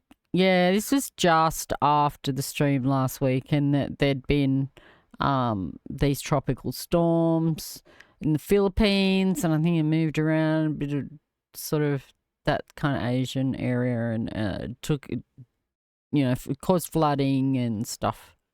So we'll have a little look. Tropical storm Trami made landfall yesterday morning in the northeastern province of Isabela, which is on the main island of the Philippines, Luzon. And it brought with it these very strong winds, gusts of up to 160 k's an hour, and also a lot of rain. In some parts of the country, almost 2 months worth of rainfall was dumped in just 24 hours, and that rain and wind just absolutely lashed villages right across the island. It turned roads into rivers, it swept away cars, and it sparked these devastating landslides which have buried some homes. Thousands of people have had to be rescued and many more remain stranded. Those rescue efforts are continuing, and the efforts ahead for Philippine authorities are massive. We've seen police, the military, the Air Force, the Coast Guard, all working desperately to try to save as many people as they can, but sadly, it does look like the death toll is likely to rise, particularly when some of the towns and villages that have been isolated by floodwaters and landslides are finally able to be accessed again. Authorities fear what they may find. Now, this disaster has been extremely wide-reaching. About 2 million people in the Philippines have been affected. More than 150,000 people have been displaced from their homes. So this is huge. And it comes on the back of Typhoon Yagi, which last month started in the Philippines and caused a lot of destruction there before sweeping right across Southeast Asia, leaving this absolute trail of destruction. So even though these kinds of tropical storms are not uncommon for this time of year and this part of the world, it has been a really devastating few months for residents here. And it's non-stop. It's caused like landslides and stuff. It's the land basically gets quite unstable. And then up further, we've had some flooding in Spain. Now, this only happened, this was yesterday. We're going to begin in Spain, where authorities say 51 people have died and dozens are unaccounted for in flash floods in the region around Valencia. Well, they say the dead include 4 children. Rescue efforts have continued through the night. The military saying that it had helped evacuate 4 communities in and around the city of... I don't know what the flooding was from. Like, obviously some sort of storm, but... Valencia. Well, let's get the latest now by speaking to the BBC's Guy Hedgecoe. He's joining us from Madrid. Guy, thanks for coming up for us. How worrying is the situation there in Valencia? Well, it's extremely worrying. You mentioned that death toll there of at least 51 people dead, that number that we've been given by the Spanish Interior Ministry. But I mean, that's a lot. It's come in quite unexpectedly by that figure, I would say. The concern is that that death toll could rise even further, and that's because there are still people missing in the Valencia region and elsewhere, surrounding regions, which have also been heavily affected by this flooding. The rescue attempts and search for missing people still go on. A lot of people spent the night on the roofs of their houses or other buildings and petrol stations, for example, as they waited for the floodwaters to subside and waited for rescuers to reach them. Other people took refuge in their cars and other vehicles, but we have seen some devastating images of cars just being pushed along the streets of towns across Valencia by the floodwater. And there's been tremendous disruption to transport links as well, both air travel and rail links, and also a lot of roads are still closed, particularly across the Valencia region. We're playing out those dramatic pictures as well coming out of Valencia, and as you mentioned, many of those stranded in trucks and cars, spending the night at their rooftops or bridges waiting to be rescued. What challenges at the moment, Guy, are authorities telling you they have in front of them when they're trying to reach some of those affected areas? Well, I mean, the authorities have said that people should obviously avoid unnecessary travel. That was a message we got from Prime Minister Pedro Sanchez, who's returning from India today. And his government has set up a crisis committee to tackle this. I think the main challenge is to find the missing people. We still have heavy rainfall in some parts of Valencia. The northern part of the Valencia region in particular is still seeing heavy rainfall this morning. And that obviously is hampering the search efforts and the efforts to reach people who have been found. So I think that is one of the big problems. But there's just a tremendous amount of rubble as well, even in areas where the floodwaters have subsided. You see pictures of cars piled up in streets, a lot of rubble. That is causing problems just for the circulation of vehicles, for rescuers as well. So the challenges really are multiple for those emergency services at the moment. All right. I'm watching this. We have to. 8 hours ago, single case. Mpox linked to the recent outbreak in parts of Africa detected in the UK. We're going to keep tracking this one. The first case of a highly infectious Mpox variant They has been say detected. highly infectious, but like I'm not, like it is obviously, but not like COVID infectious. But it's still something that we really need to keep a watch on. In the UK for the first time in a person who returned from a holiday in one of the affected countries in Africa last week. The UK Health Security Agency says the patient is currently isolating at home under the care of the Royal Free Hospital in London. So how significant is this and how great is the threat to the public health? Here's more from our health correspondent Dominic Hughes.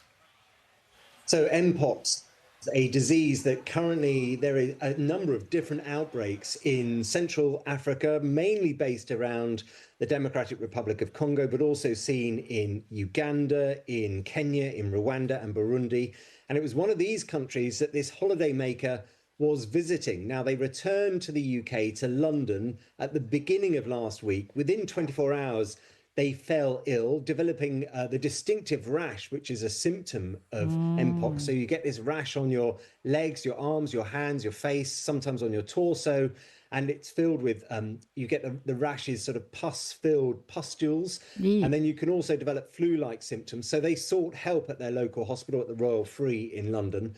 They were quickly diagnosed that it was Mpox, and further tests were carried out to confirm that. They're currently isolating at home, and the UK Health Security Agency say they are in the business of tracing now some of those close contacts, so maybe around 10 people. They describe the risk to the general population in the UK as being very low, and they say that at the moment they have all the measures in place they need to contain this outbreak because the patient is isolating, and they don't think anyone else actually who was on the plane with that person when they returned from Africa, from the African country they were visiting at the beginning of last week, they don't think any of those people will have been exposed either. And if you saw that little pop-up that had it says 72 people killed in the Spanish floods now. So, interesting. Okay, well, that's just one that we just keep our eye on. Keep our eye on it. I mean, they've been talking about it for a while, and it doesn't seem to have gone like crazy spreader. Like, you know, I sort of watched COVID, and it only took a couple of months, and when we were all in lockdown. You know, from when I first saw reports about it in January, and we were all starting to go into lockdown in like March and April, and so it only took a couple of months. Whereas they've been going on about Mpox for, you know, and this latest sort of outbreak of it, they've been going on about that for about a year now. So.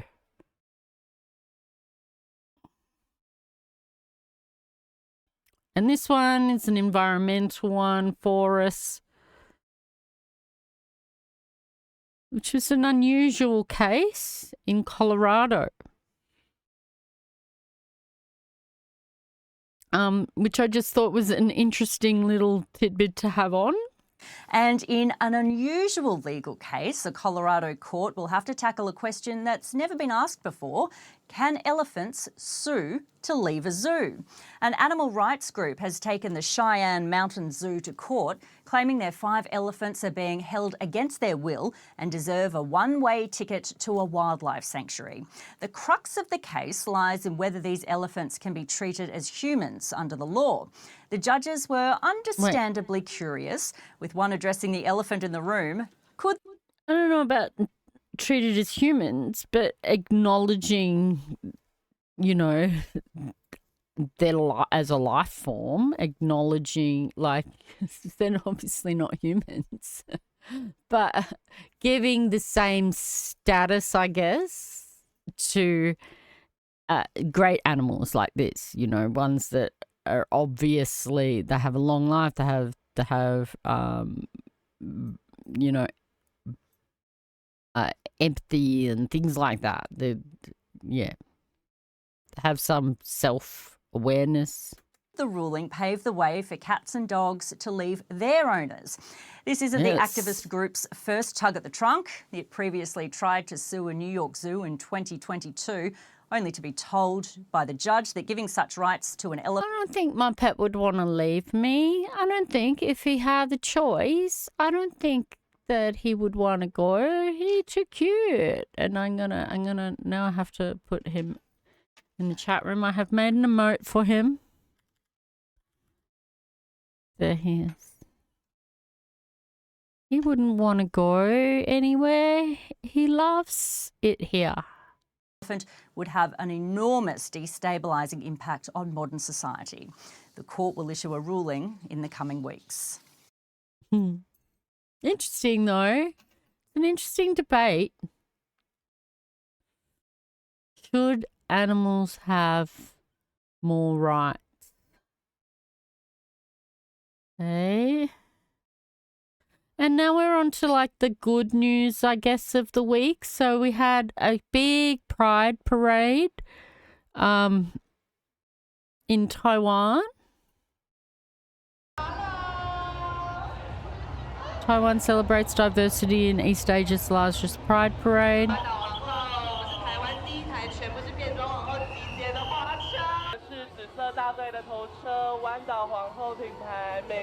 think it's raw footage for the most part.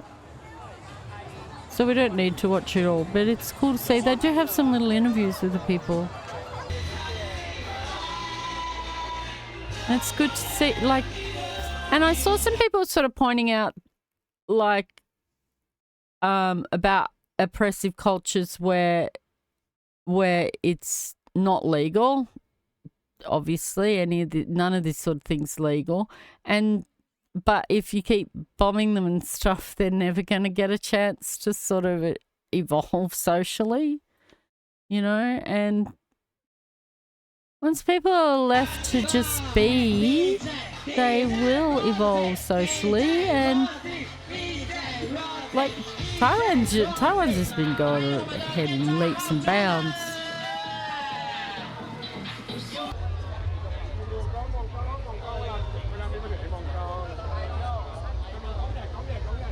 I think it's leading the way, leading the world almost. The Thailand parade, okay, and really enjoy. I want to be here every year.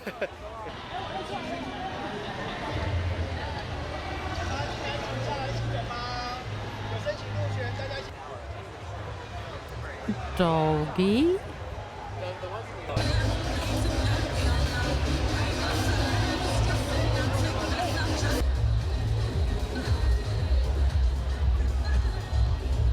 And they've always got interesting outfits at Pride. So it's a party.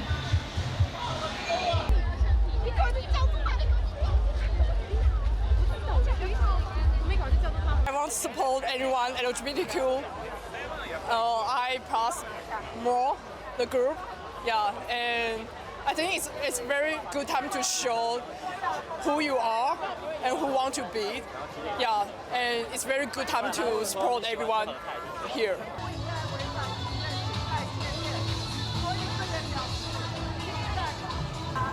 Oh, and that's like a pride float, like a support, like these countries support. support Taiwan's Pride Parade.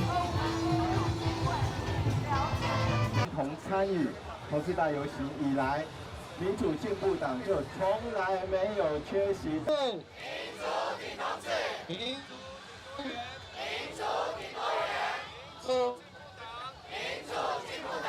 在正义这一方是站在我们这里的，所以在2019年，民进党台湾天空上的彩虹已经成为全世界最耀眼、代表进步价值的一道光 Need 芒。 subtitles.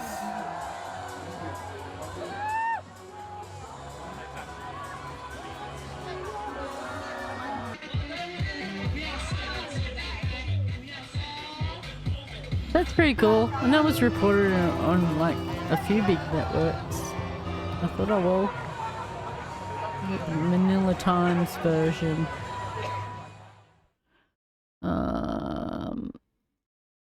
This one's a bit of a funny story. Bit of a funny one.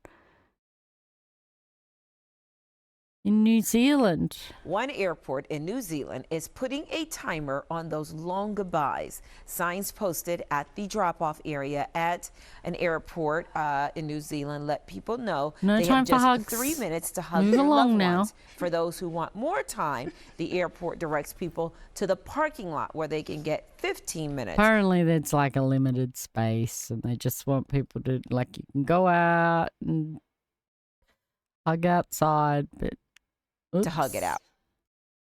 Come on, just play. So there has to have been an issue here, right? Like, why would Yes, you I've randomly... seen it. What Have you is seen the it at issue? O'Hare? No. Oh It's my at God! O'Hare? Yes. What is the Yeah, all right. issue? So you're pulling up to the drop off, and you know, like it's understandable. Like you got people that are like pulling out the luggage out of the car. Sure. But I've seen people like straight up hold each other. And I get it's a really tender moment when you're saying goodbye to somebody. Yeah. Yes. But the holding, the sobbing, I saw somebody making out. Wait, and I'm this like, is at hey, wait. hey. Because you're trying to pull in. Because you're trying to pull in to unload your car, Hang on, and I'm waiting for you. Hang on just one solid minute.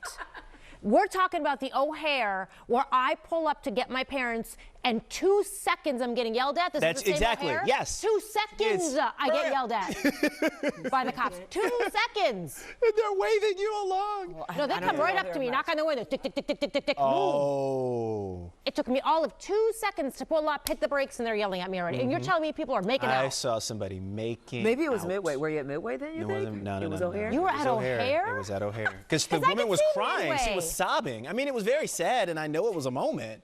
But it went on for a minute. I got my stuff out of the car, said goodbye, person pulled off, and they were still out there hugging and making out when I walked in. Watch breaking news on YouTube. Subscribe Not much to there ABC about the 7 actual Chicago thing. Eyewitness News. But yeah, airport in New Zealand where you can't hug for more than 3 minutes. Last story. I haven't watched this. I'm actually excited. I'm keen to find out about this. Found a Mayan city in the Mexican jungle. This amazes me, this sort of thing, that they're still able to discover things like this. I think that's incredible. Archaeologists have discovered a huge ancient city hidden underground in Mexico, which may give a better understanding of the Maya civilization. Underground? Known for their distinctive temples and cities which stood for centuries, but due to factors such as war and disease, the Mayans faded into obscurity around 300 years ago. However, thanks to modern technology, including radar, archaeologists are now able to uncover the civilizations in their native North and Central American countries, as Georgina Ranard explains. Deep in the Central American jungle, the trees are hiding treasures. Radar fired from a plane peers through the canopy to search for ruins. This is in Guatemala, but archaeologists have now discovered another huge city, this time in Mexico. They're calling it Valeriana. Now, we don't have any pictures of Valeriana. That's because no one's been there for hundreds of years. So we thought we'd show you what it might have looked like here in this virtual studio.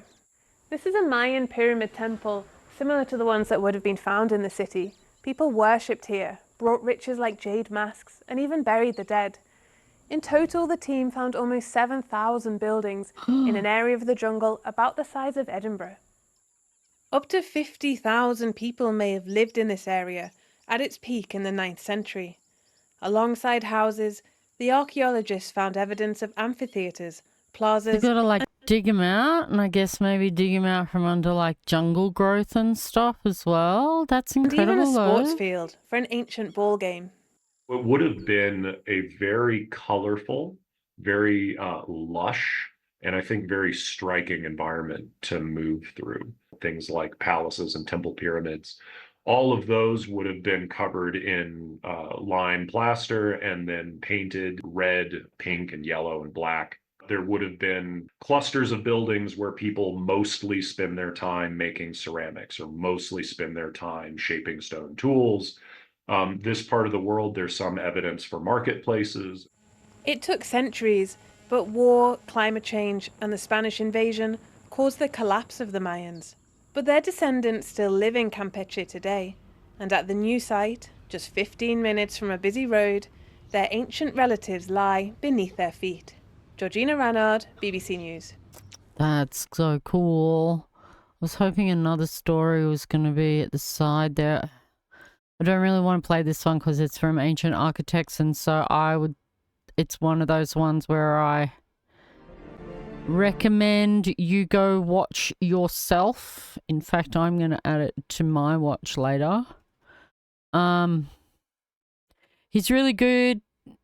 This is Ancient Architects, really good. He looks at a lot about the pyramids. He does a lot about Göbekli Tepe. In fact, I believe at the moment, or it's certainly just recently, he was in Turkey looking at Göbekli Tepe and a couple of other sites around, really ancient sites around Turkey. And they're like 11,000 years old and 13,000 years old and stuff. But this, a new discovery here, he's got a picture up for us so we can even see some of the LiDAR. So, wow, look at that. But I'm not going to play his content. This is a year ago? Maybe they just dug it out. I'm going to have a look at that. But I would recommend go checking his channel out. There you go. If that was from a year ago, then he's way in front of them all. And I wouldn't be surprised. Like he's a kind of like investigative archaeologist, commentator, if that makes any sense. He puts together like quite valid theories. I believe that he's sort of getting more and more recognition within the field itself, you know. So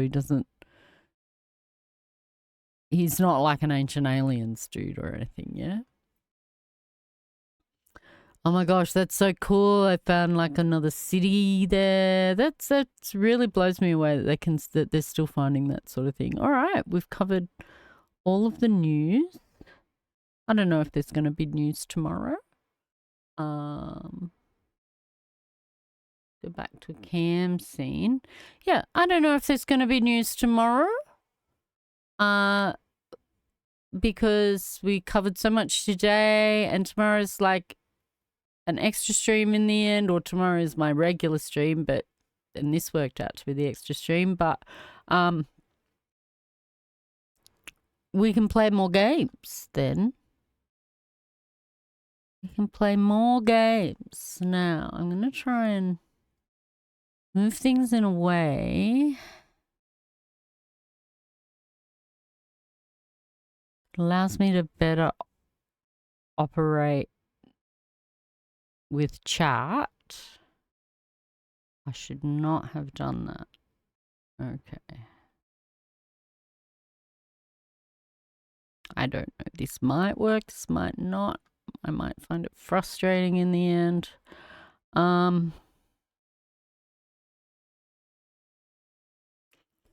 Okay, I did say I had that save the world that I got to do. So I got to get that out of the way. before there's no players. And I could potentially do these two as well because they're kind of high and they'll be annoying, and then I don't care when I do that. So we could spend like an hour or so doing these, getting them out of the way. It's got zombies and shit, so it's still kind of spooky. And then I said that we've got like Hello Neighbor and I've got Pinball that I can play. So I am going to just take a short break and then we'll get in and we'll do these fortnights. So I'll go over to the pause scene. And yeah, I'll go and make myself a drink and a little snack or something. And we'll be right back with some Halloween games. We can move on to the Halloween part of the stream, the fun Halloween part of the stream. So yay. And I might just change some titles here now. So I might put Fortnite up first because we'll probably play it for like an hour. I don't know if it lets me put Save the World.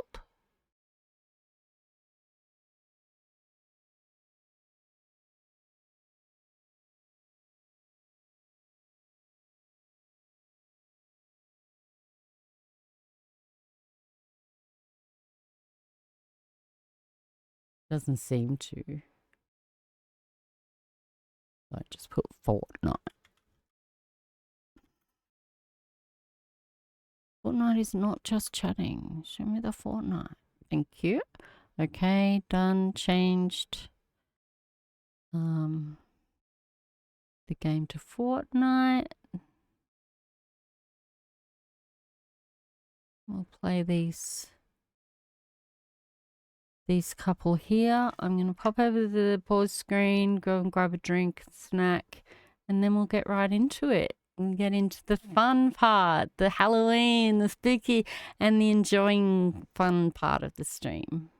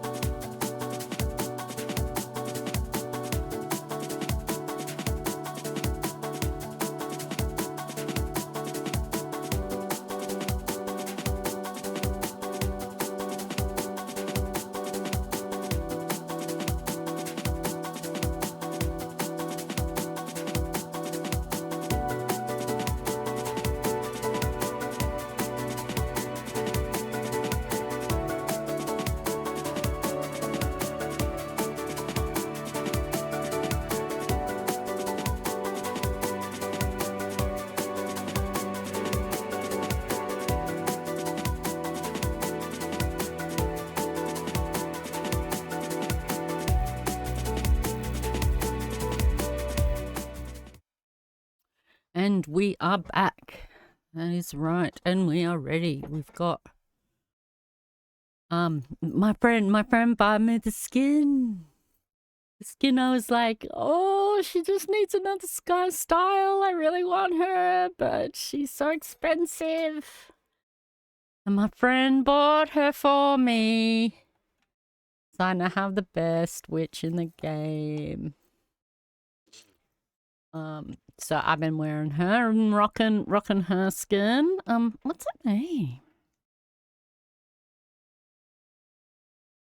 Hold on, I gotta bring this up so I can see what challenges I gotta do. Okay. Oh, and you guys need audio for Fortnite.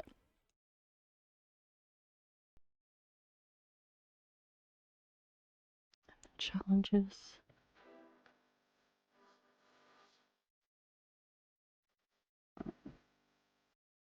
There's a lot on the screen. Trying to fit everything in so I can see what's happening in the chat room. And with the stream, things like the sound levels and stuff. Okay, I think I've managed to fit everything so I can see everything I need to. Alright, let's check the sound levels over here. Seems you can't hear it very well, but also we've got copyright music on, so we need to go and take that away.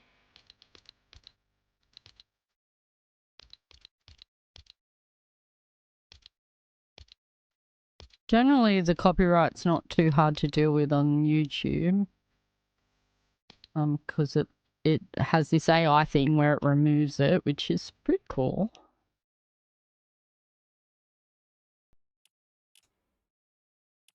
But then it delays when I can release the VOD as well. I was unable to release last week's VOD, unfortunately, for the public. There was a number of issues with the VOD that made it, I was not able to publish it, but hopefully we can get these ones up there, for followers to enjoy. All right, so it seems that there is an event. 1 day, 16 hours. I believe this is going to be like the OG thing. This is like the event for, and then that's going to then lead into the OG season that we're going to have, which usually, well, last year lasted a month. It's expected to last a month this time. So that's kind of what we're looking at. Let me just check that I've changed the stream. I do believe I did. Yes, I did. Okay, so close that. All right. There we go. All right.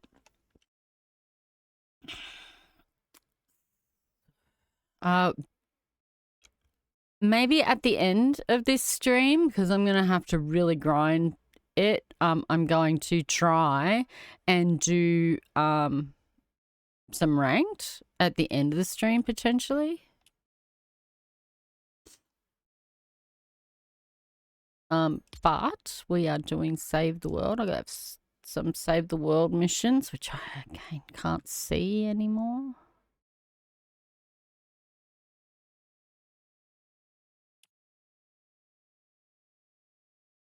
Quite high levels, so hopefully it'll be interesting. It's actually a higher level than my character, so it should be entertaining at least. Who have I got sitting in my thing? Oh, okay.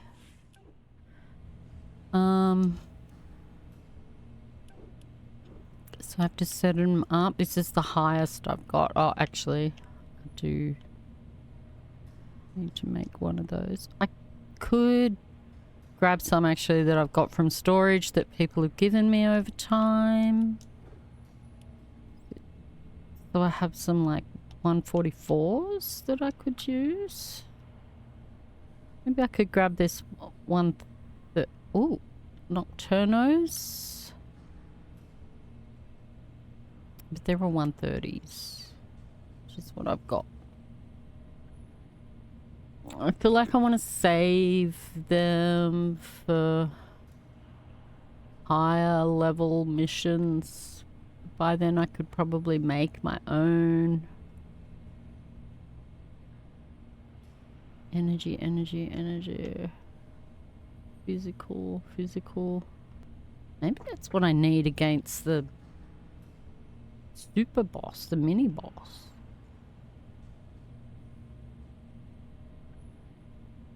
I feel like what I've got is gonna cover me. It's been working so far this season. I'm not sure about the water weapon there. Okay. So 132 shelter that I have. I also have, whoa, assault rifle. Glad I checked that. Maybe I will put that Nocturno on. After all.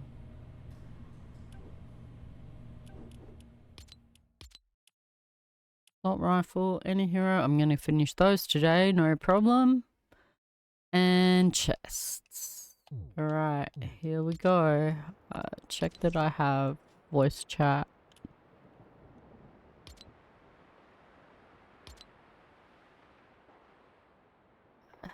I don't think I can, like,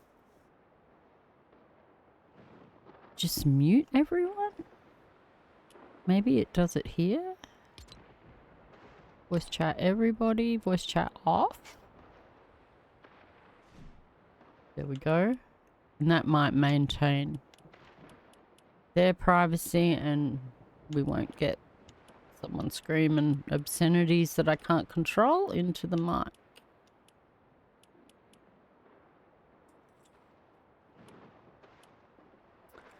Have my Halloween lollies that I've allowed to have so far.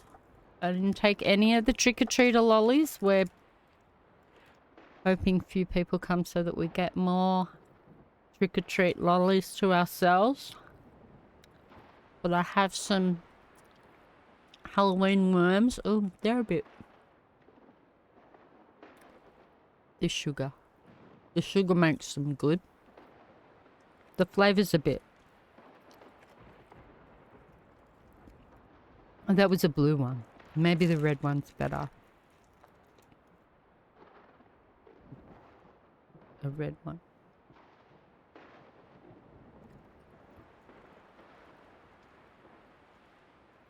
Yeah, that one was better. The blue ones are kind of grape or something that I'm not into. And then some... I have some sour gecko.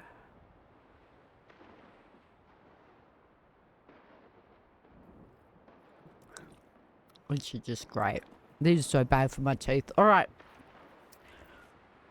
We're looking for a 132 shelter. Here it is. Make sure that it will fill.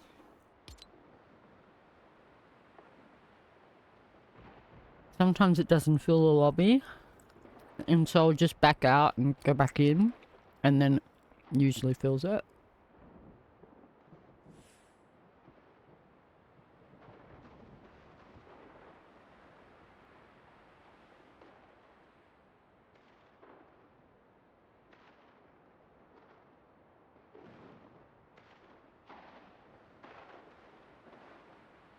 I was having connection issues with it yesterday too, so...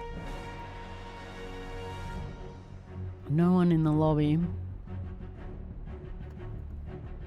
I have another gecko.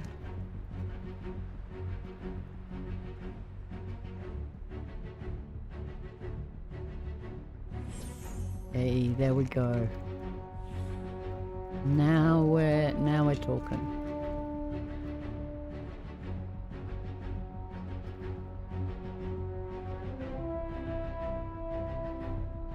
We should have checked the shop before we came in. The Halloween shop.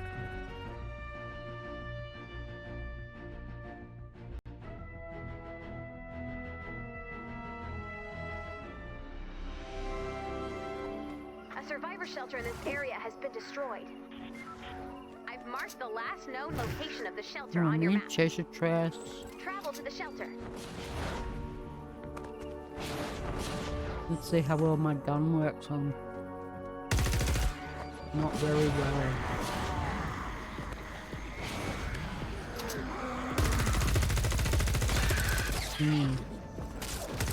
Maybe I should have got. Good. You've reached the shelter. Got a 144 out in the storage. See what's wrong. There we go. It's a little bit better now. What? Should we be active? Oh yeah, this is the one where we have to run around and look for things to help repair the shelter. Looks like the life support modules have all been stolen. These modules inflate and seal the shelter. Oh, you're wrecking them. Do I have a better assault rifle? Search the zone and return the missing parts.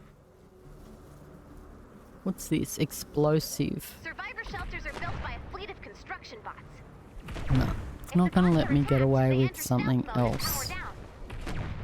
To repair the shelter, we'll need to reactivate all of the construction bots. Unfortunately, their stealth mode is really effective. You're gonna need some help finding those missing construction bots. Let me see if I can send some help. It might take a few minutes. There's an incoming wave detected. That's my contribution. Is some. You can search for missing parts now or reinforce the shelter. The metal.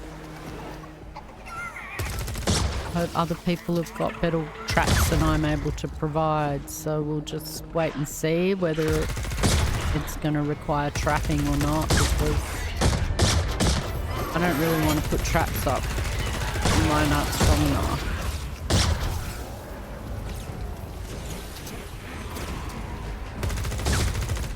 Looks like they're going to trap it. That's pretty cool. Alright, I'm going to go look for treasure chests.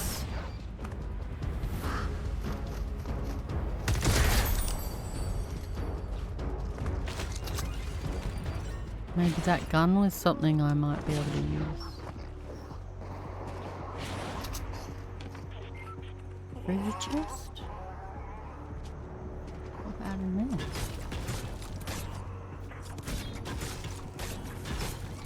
Nope. Has arrived. Go find Seabot. I've marked his location on the map. Seabot only has a limited amount of energy. If you don't activate its scanner, it will have to return to recharge.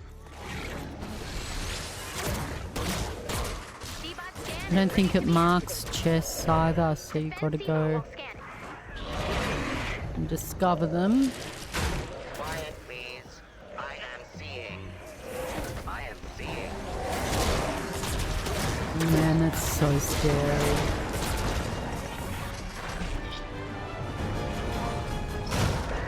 Noise I can hear it there. Oh, sounds like we got some trick-or-treaters. Ah! Uh-oh.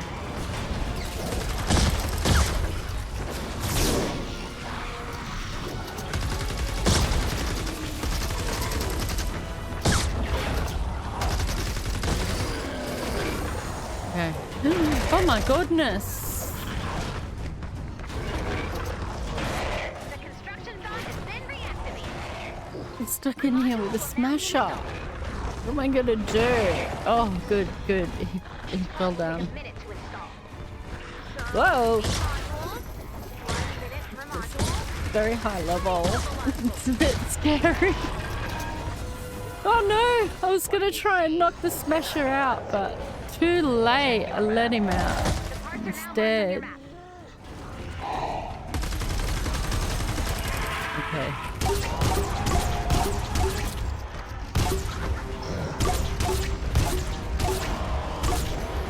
There we go. Don't know what I was so frightened of. Okay, he's stuck in the wall. Didn't find a treasure chest though, did I? Oh my god, that was so scary. A module has been been installed. No. Actually, I should have made friends with it. Damn it. New module installation has Change my mind. Be my friend. Oops, sorry. Sorry about that. Go away. I don't want to be your friend. Little piggy, where did it go? Damn it.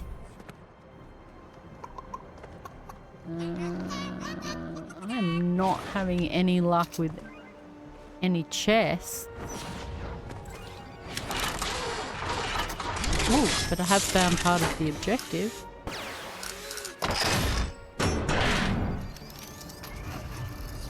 Seabot incoming. What have they got happening here? I feel like this is insufficient. A module has been installed.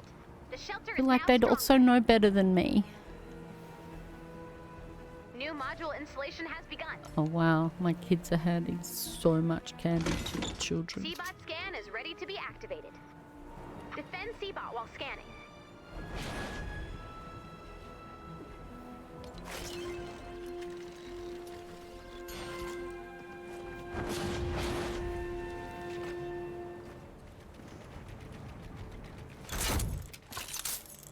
Quiet, please. I am seeing. Feel free to add some to it, friend. I'm not confident. What about all of this? Can we trap this so that they can't come here? Oh my, this is a huge hole in our defenses.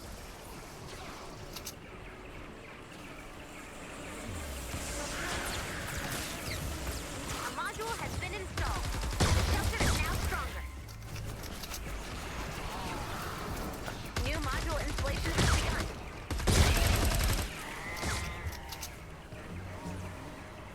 Alright, make them get pushed off there. Alright, and they're also gonna come. What the hell is that? Oh.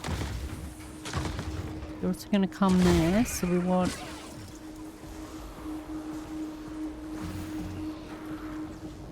Oh, I'm gonna make a high level one. Ooh. Blowing up in my face. Thanks, Seabot.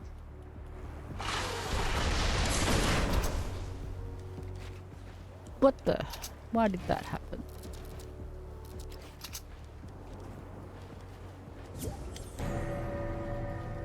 Okay, he left. Not sure why. Only 2 more modules. Keep searching. And then A module has been installed. The shelter make is them now stronger. dance. It slows them down a bit as well. New module installation has begun. So I like to make them dance.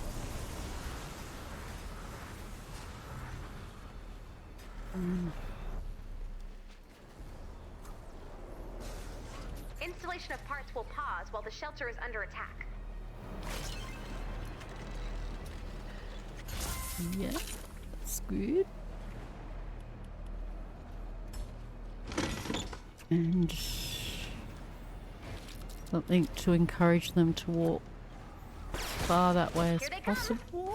Oh my. Defend the shelter. Module installation is paused. It will resume after the raid.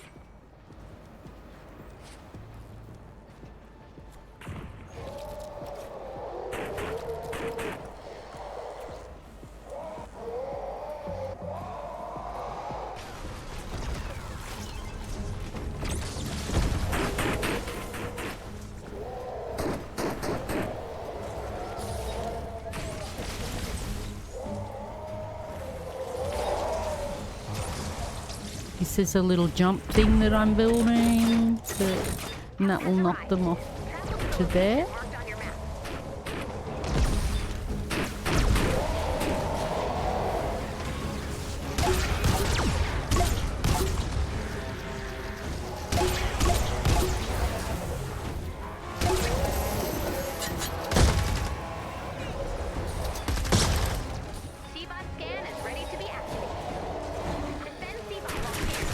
great. We definitely need to. But still have a lot of holes. Our defenses. Looks like they've backed off for now. Find those parts. We don't want to deal with more attacks like that. Oh, don't. Installation resuming. I don't.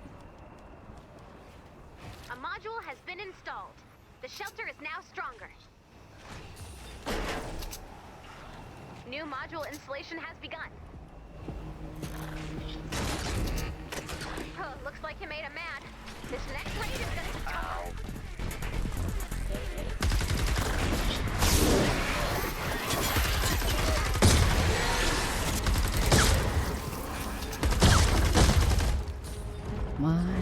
It's just there's so many places, so many holes and defenses. Do one here?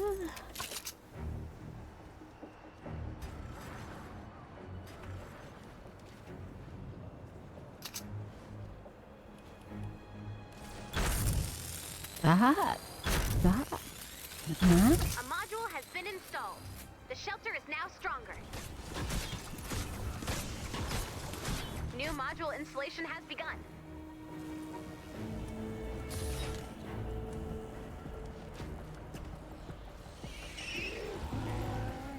Oh my.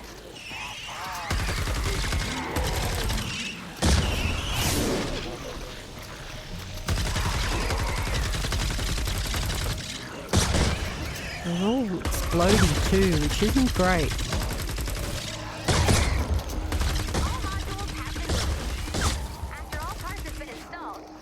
Oh, we don't better get that. When this happens, expect a big fight. The enemy will come from all directions. Alright, I'm gonna turn this into a big ball pit.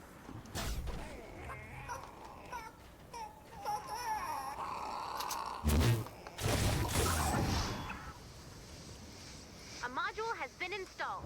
The shelter is now Oh, I stronger. can't do New module hits. installation has begun.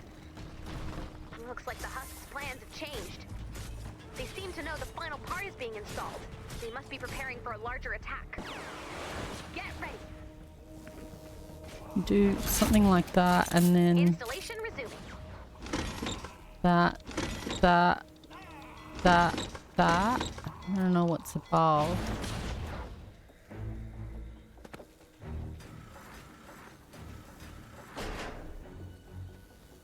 Should be pretty deadly.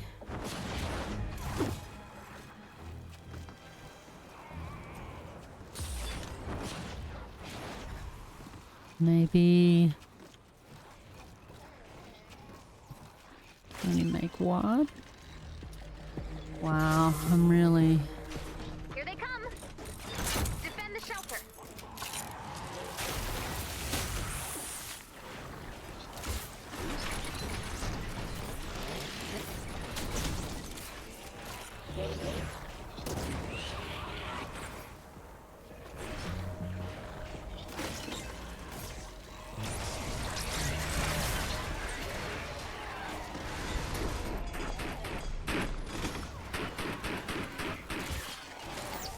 Best I can do.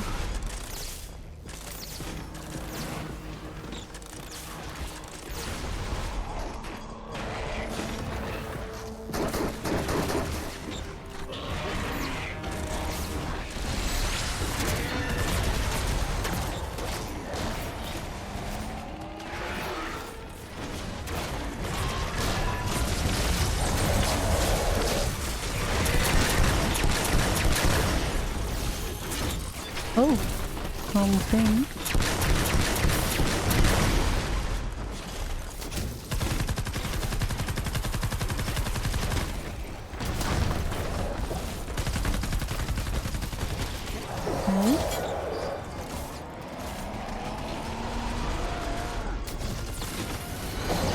Scary.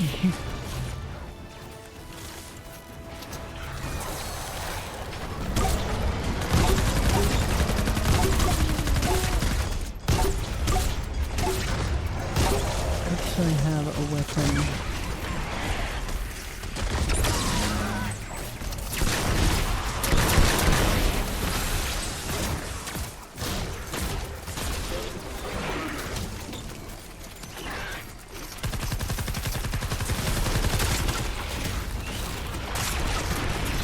Definitely does not help with my challenge, however. Oh my god, there is so many smashes.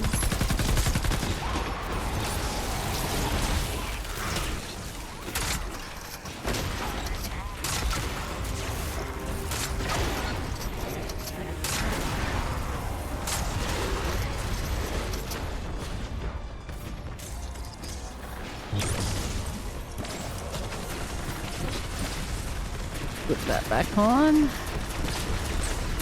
So I'll probably be able to do that in the lower matches, and trying to concentrate on it in this is just not gonna happen.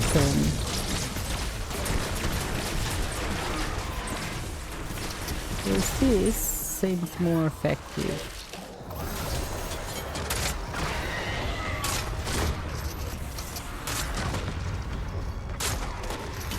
There we go. Now we're cooking.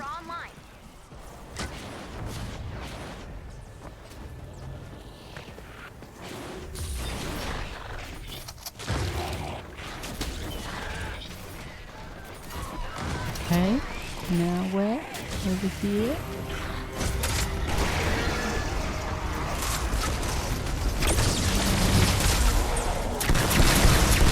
Oh, what? He was like floating.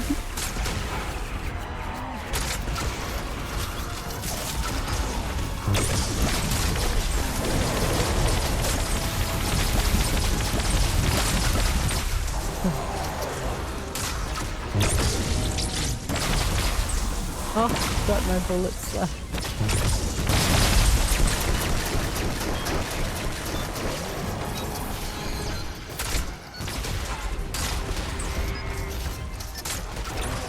Okay. Wow, that used heaps of resources, but it's only a short match still, but wow.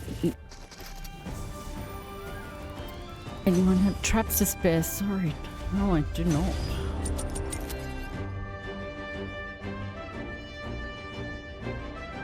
So short on resources.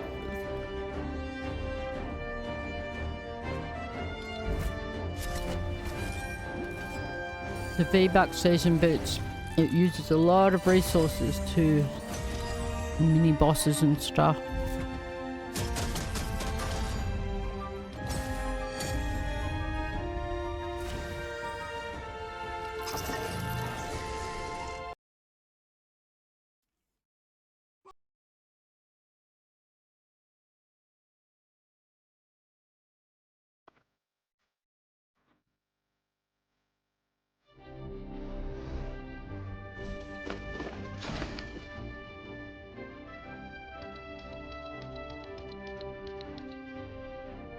Okay.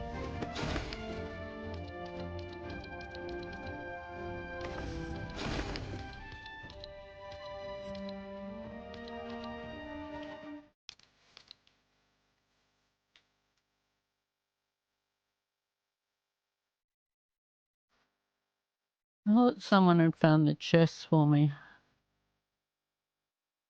It's not. Alright. I've got 270s to do, so I may as well do those. And I can use... Definitely I'll be able to knock it off in these two missions. And hopefully also... I think I have like... chest... an assault rifle. Okay. Something in my eye, which is a little bit annoying.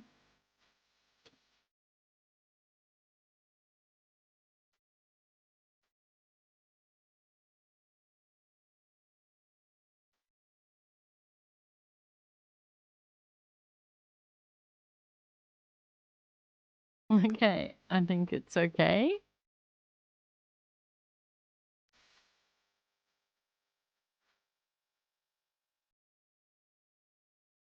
Let's see, I swear they had some Halloween people come.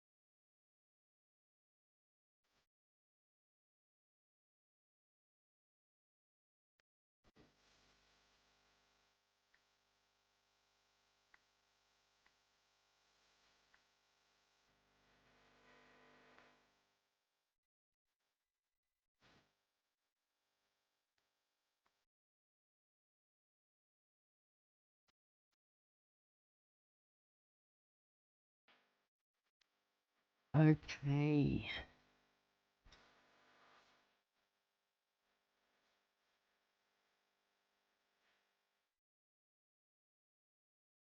Had lots of trick-or-treaters. And the sun hasn't even gone down. Mind you, the sun's not going to go down for at least another 3 hours. No, maybe 2. Maybe 2.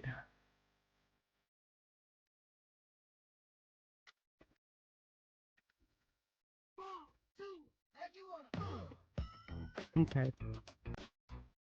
I may have to put the sugar away.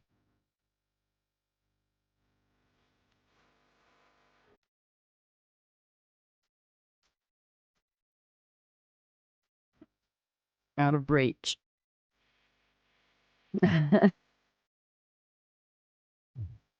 All right. Let's see.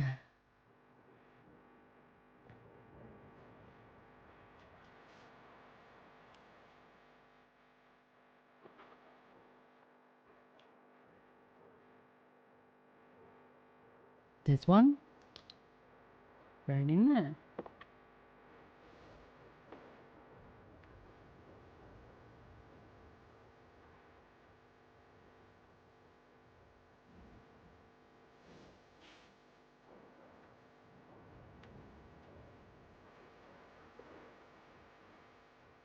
Why is it playing this? We turned off the copyright music.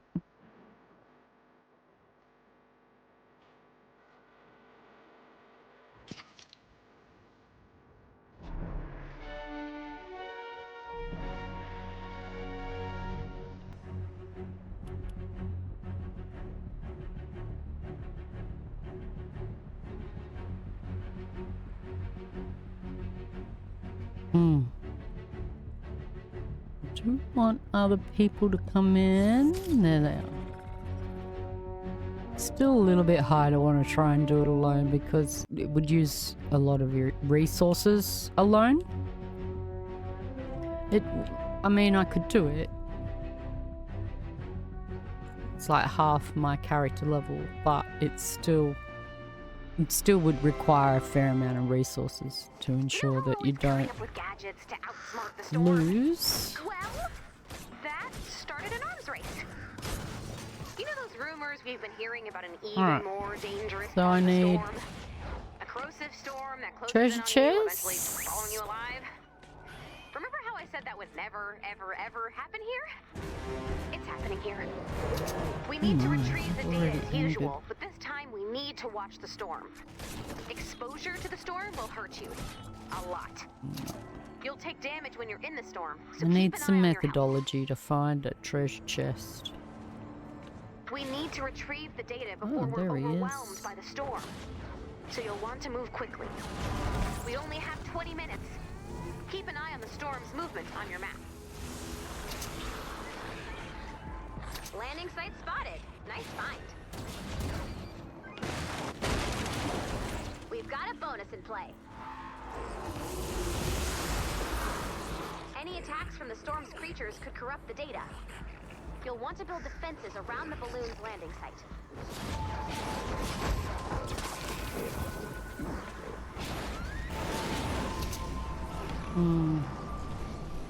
Just want some chests, some treasure chest. There's one. Oh my.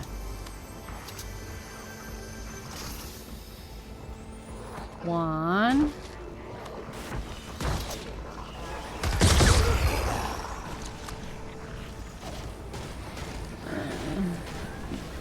Could be some inside of like a mine, but the storm moves in on this mission. I mean, I might be able to survive.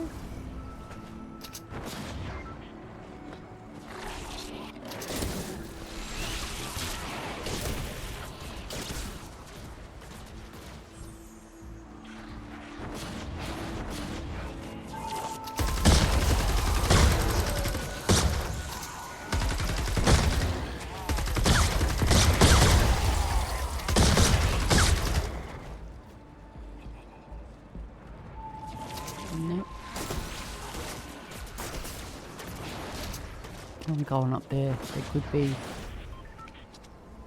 chests up there, potentially.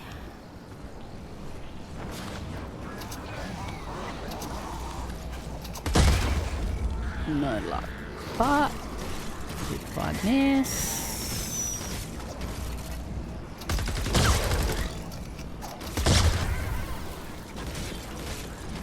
Desperate need of this quartz stuff.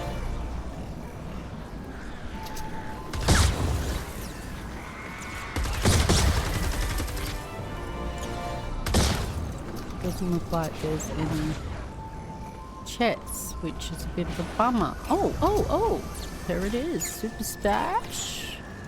Does that not count as a chest? The only way we're going to retrieve all of the data is to shoot the balloon down as soon Did I as get possible. ripped off? So bring down that balloon, download that data, and get ready to move.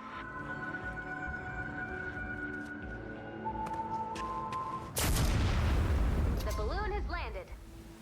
Defend that data.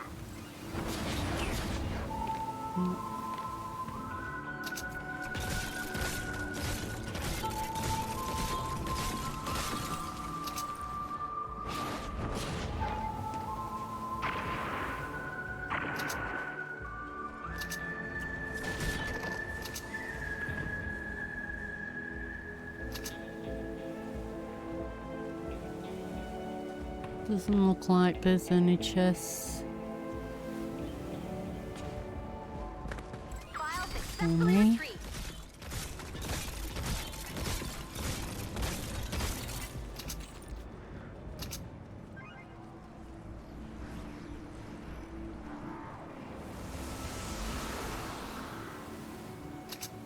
Did I look? I did.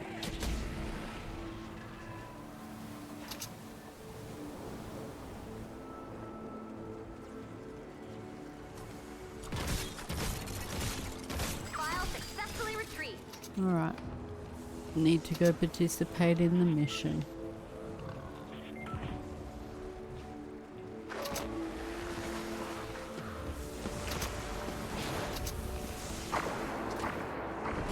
Please has a chest on it anywhere.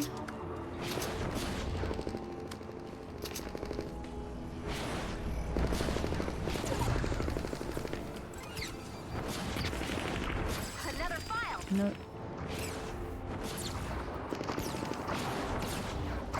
No, doesn't look like it.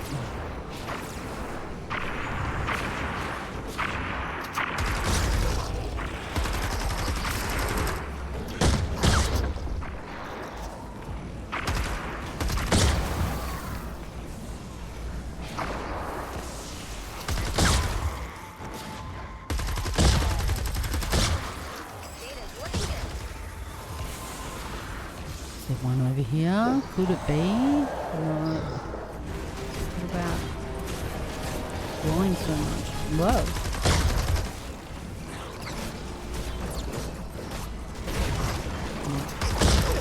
Leave me alone. What do they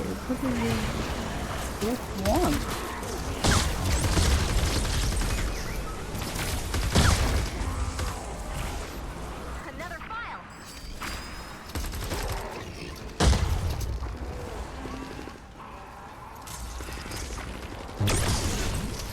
Where's the actual thing?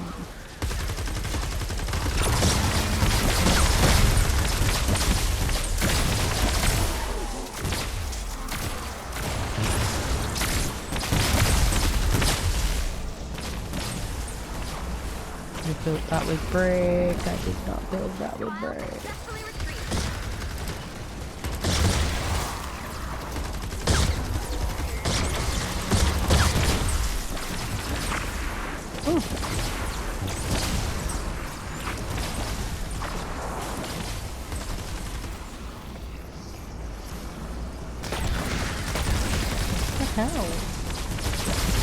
What's getting in?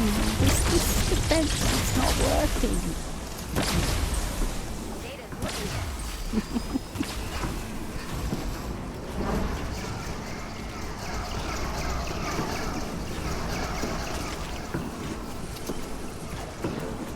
Whoa! Oh my god, I literally fell off the mat.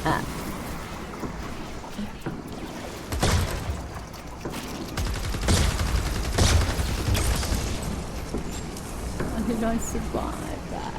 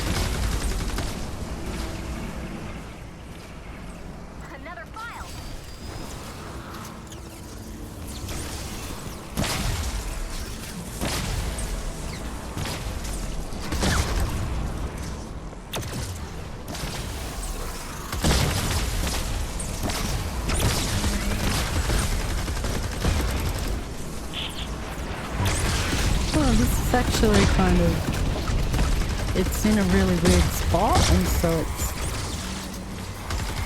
kind of weird to cover all the angles.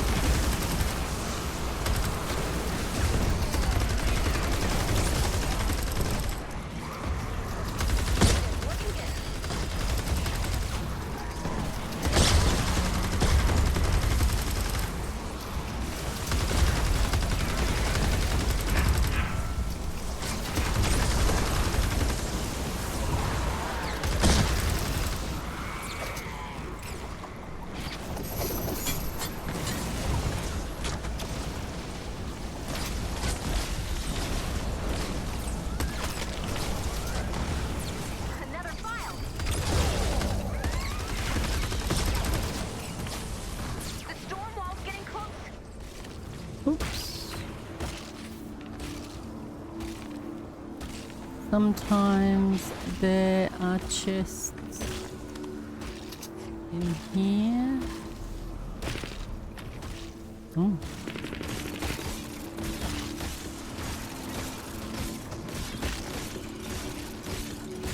File successfully retrieved.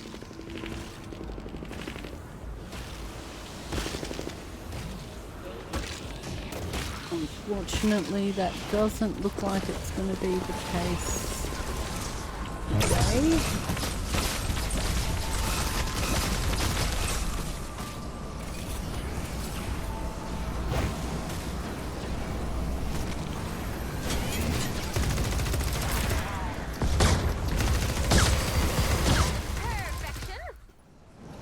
Alright, that's pretty cool. I've only got 70 husks left.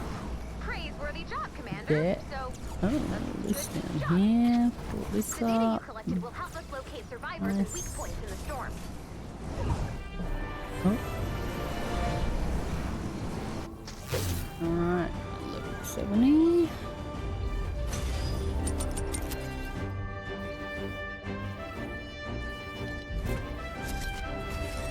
I really want more sugar.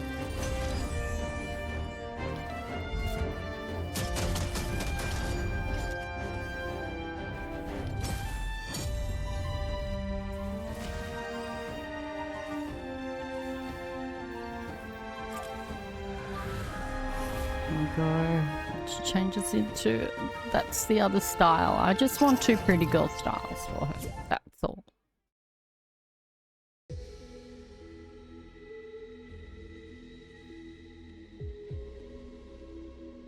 And then I'll like the really witchy witch look more if I get a second pretty style for her.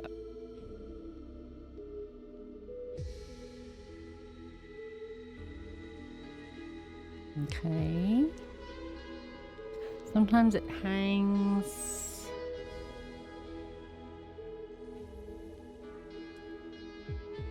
Take my vitamins.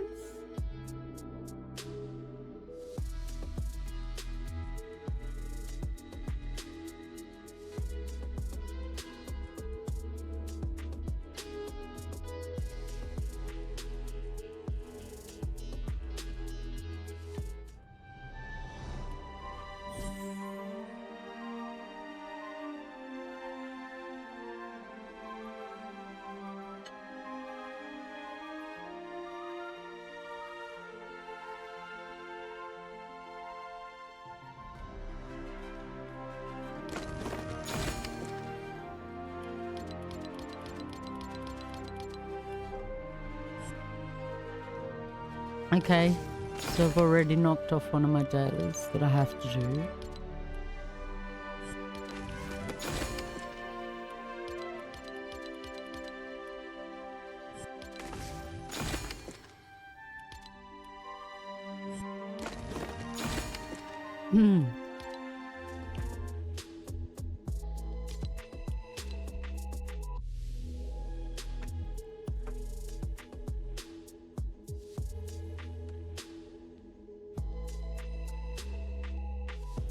And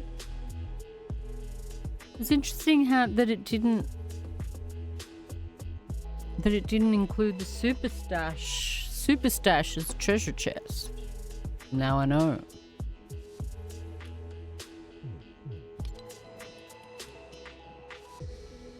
My ban.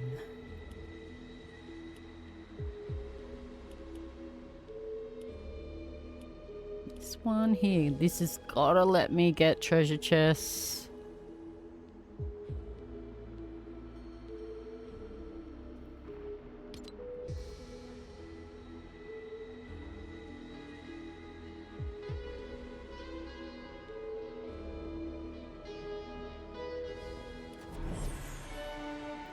On the back here.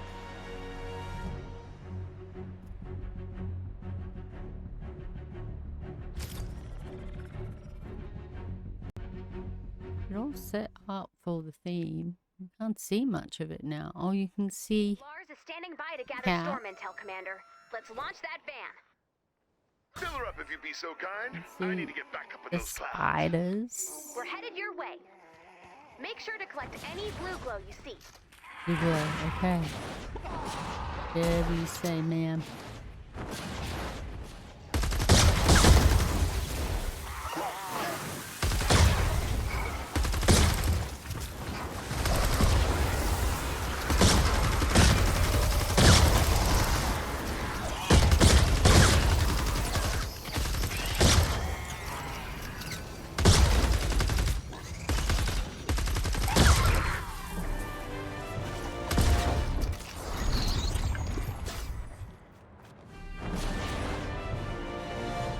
Alright, some chests. You can hear the van. Here it is. Add blue glow to prepare for liftoff.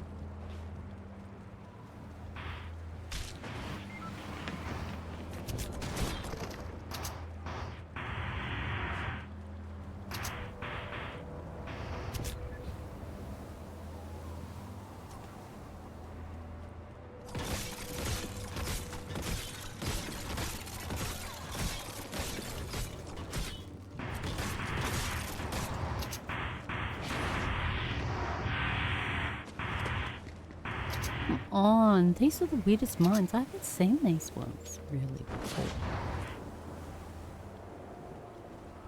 I don't have any treasure chests.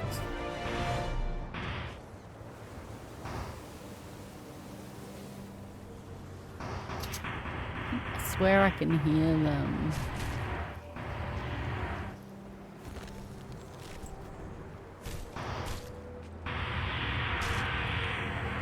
What is behind that? Nothing. Nothing.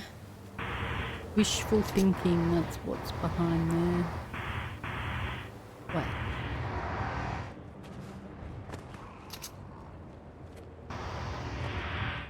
Yeah.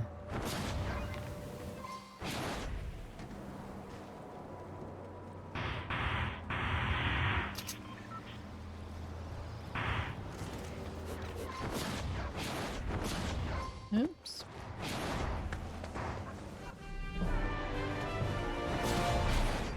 Well, where did that go then? Nowhere.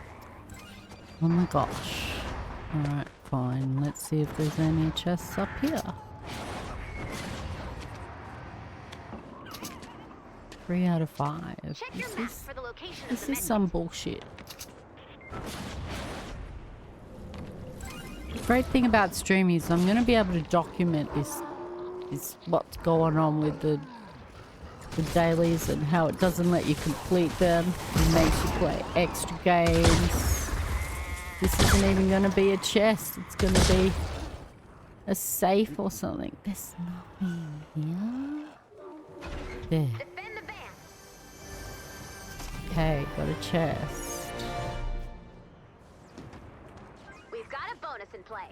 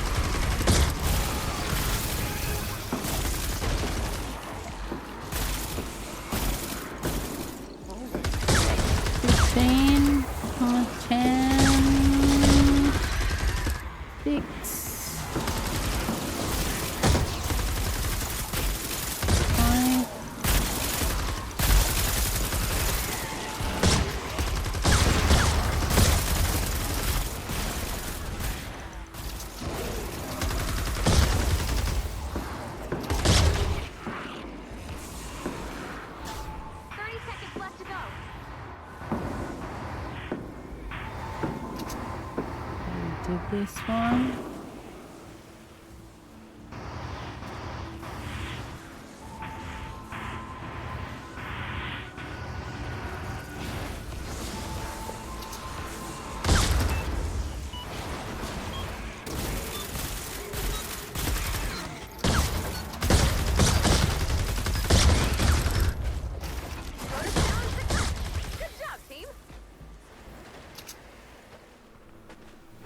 Not bad. get ready to defend the van. Flip the switch when you're ready. Potentially blew up any chests that may have existed in here.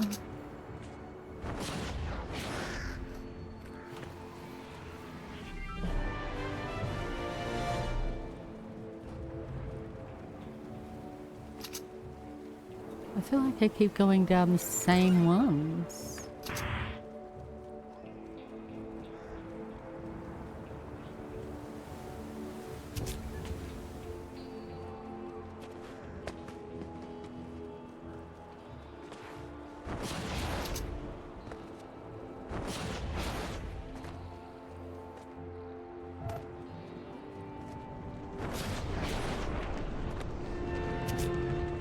Got to be something up there. Probably another super stash.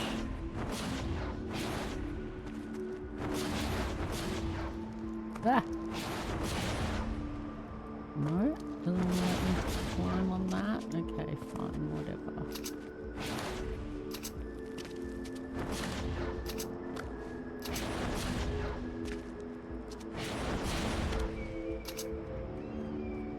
No?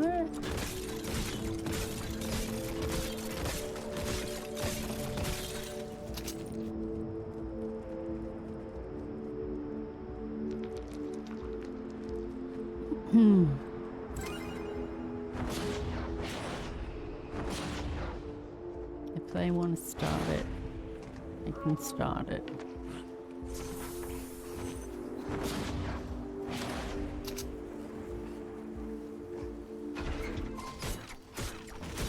Defend the van.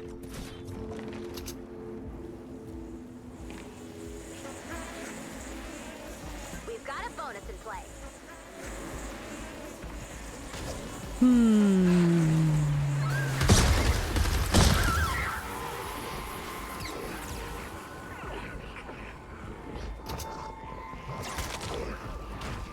Nope, there are none. I'm sure there is another chest somewhere on this map, but it's not making it easy for me to find.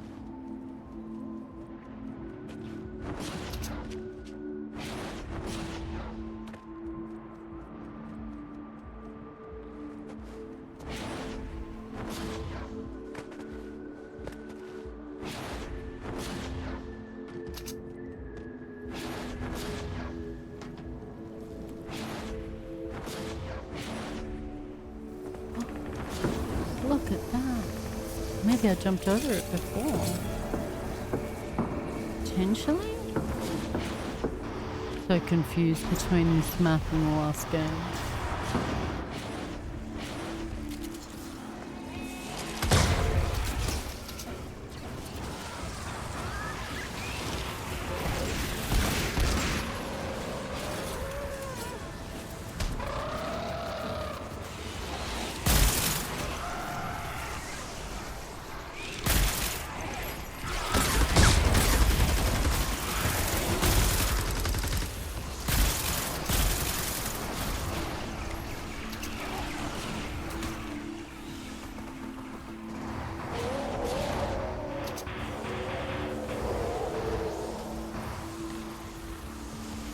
All this.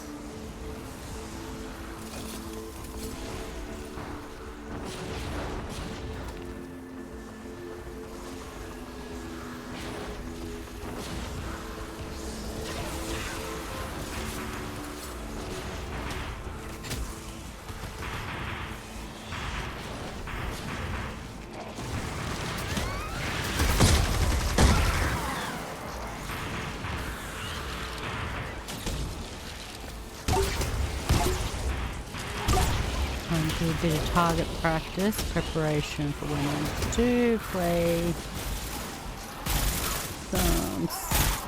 some ranked later.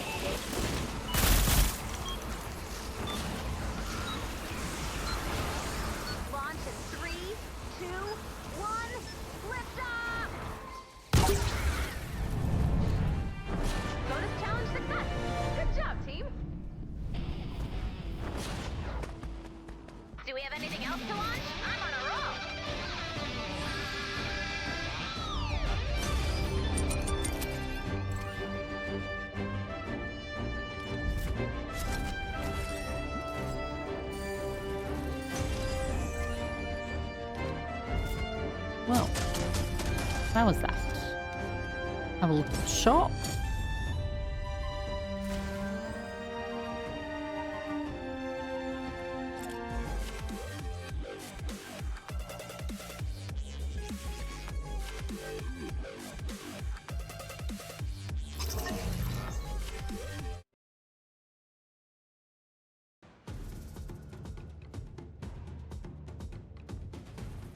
That should have given me the rest of the dailies as well.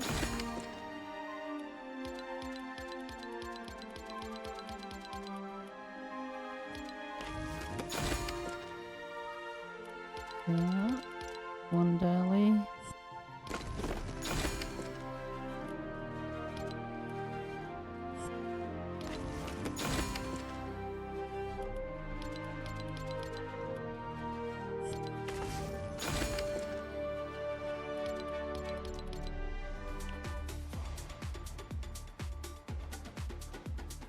Okay, that should be all of those. Cool.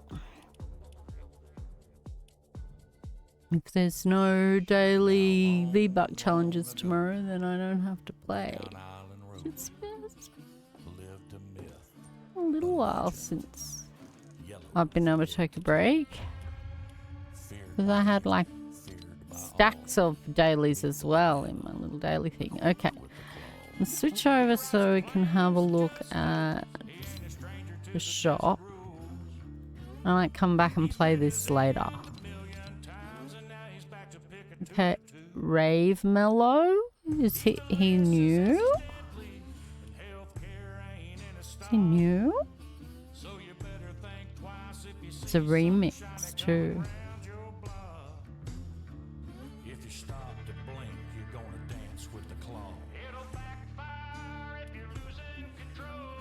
That's cute. Is he new? He must be new. Is that okay? And these are not new, but I don't know that they have styles. Oh, he just reactive.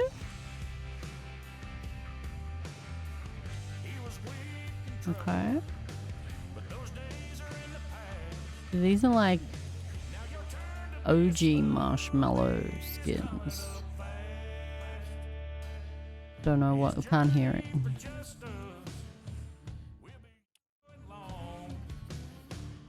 Do I own it? No.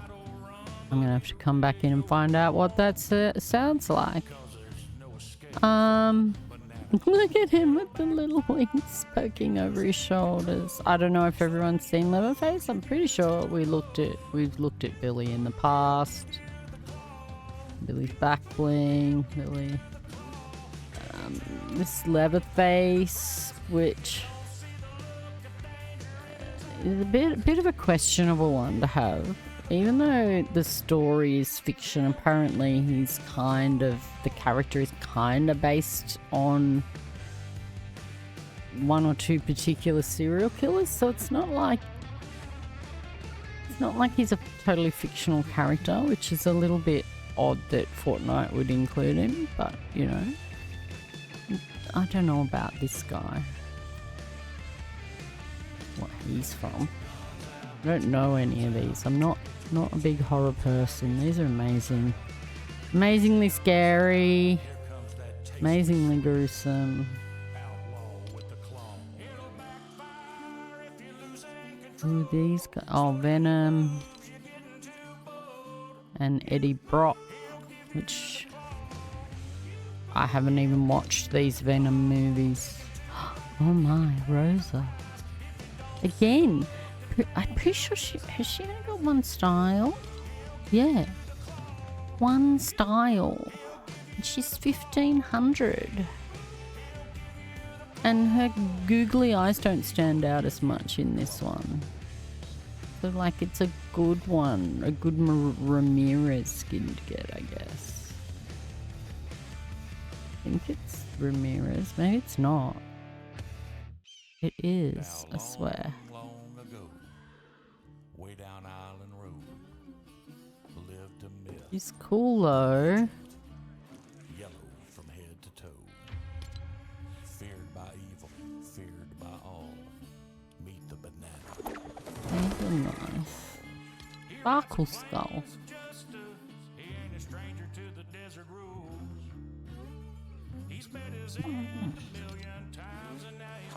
Okay. Graven bundle. Okay. Iron. Not all I can. Like, I like her, but she's very plain. And I've got skins kind of like her, a couple of different skins kind of like her, so I've kind of already fulfilled that look. These are OG, but you know, two of the best skins really in the game as well. A lot of detail in them, quite scary. Very OG though. She's got this one's actually a pretty good deal for 1,500, I believe, because I believe. Oh, it's not the one I thought. Or maybe she has another style for OG owners or something.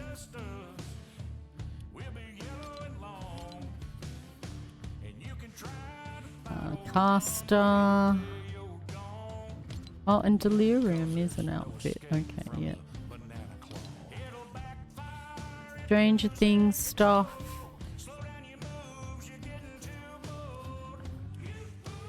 I don't know, this stuff's kind of a bit... I think that's cute. That's pretty cute. I'm not terribly into all that stuff. It's been around for quite a while as well. Ghost Rider. This one was new yesterday. Mashup of Fish Stick and Deadpool. Yeah. Astro Assassin. Tempest. Oh my gosh. I don't even think I've seen that before. Seen her. Not very often. These are pretty rare, these ones. Signature style. Red Knight, Renegade, Recon Expert. OG Fish Stick. I'm waiting for a particular skin and she hasn't come out. That's pretty cute. I like that. That's unique and a very cool idea.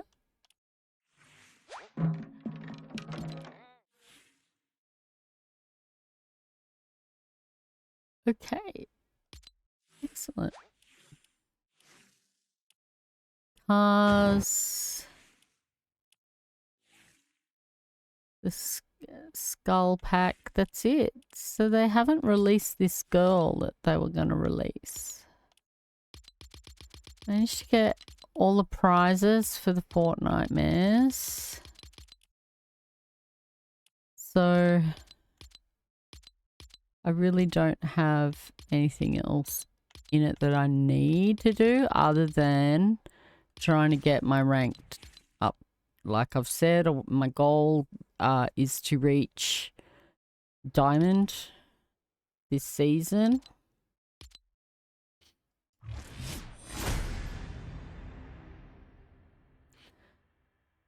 And I'm on Platinum 3. 3.25. I feel like it's going to be grindy, but we can try that later on. Okay. All right. I'm actually thinking I might take a break for like an hour or so and then come back and do like a second stream, because yeah, I just feel like that might be a cool way, and we'll go straight into some games. Not this, but yeah, that way I can make myself some dinner and do some other things, and then yeah, join back in. Okay, because like, what have I done? 3.5 hours. All right. Still run the end scene. But I'll come back in about an hour, hour and a half. What's the time now? 6:30. Yeah, about an hour, I reckon. So see you then. Bye.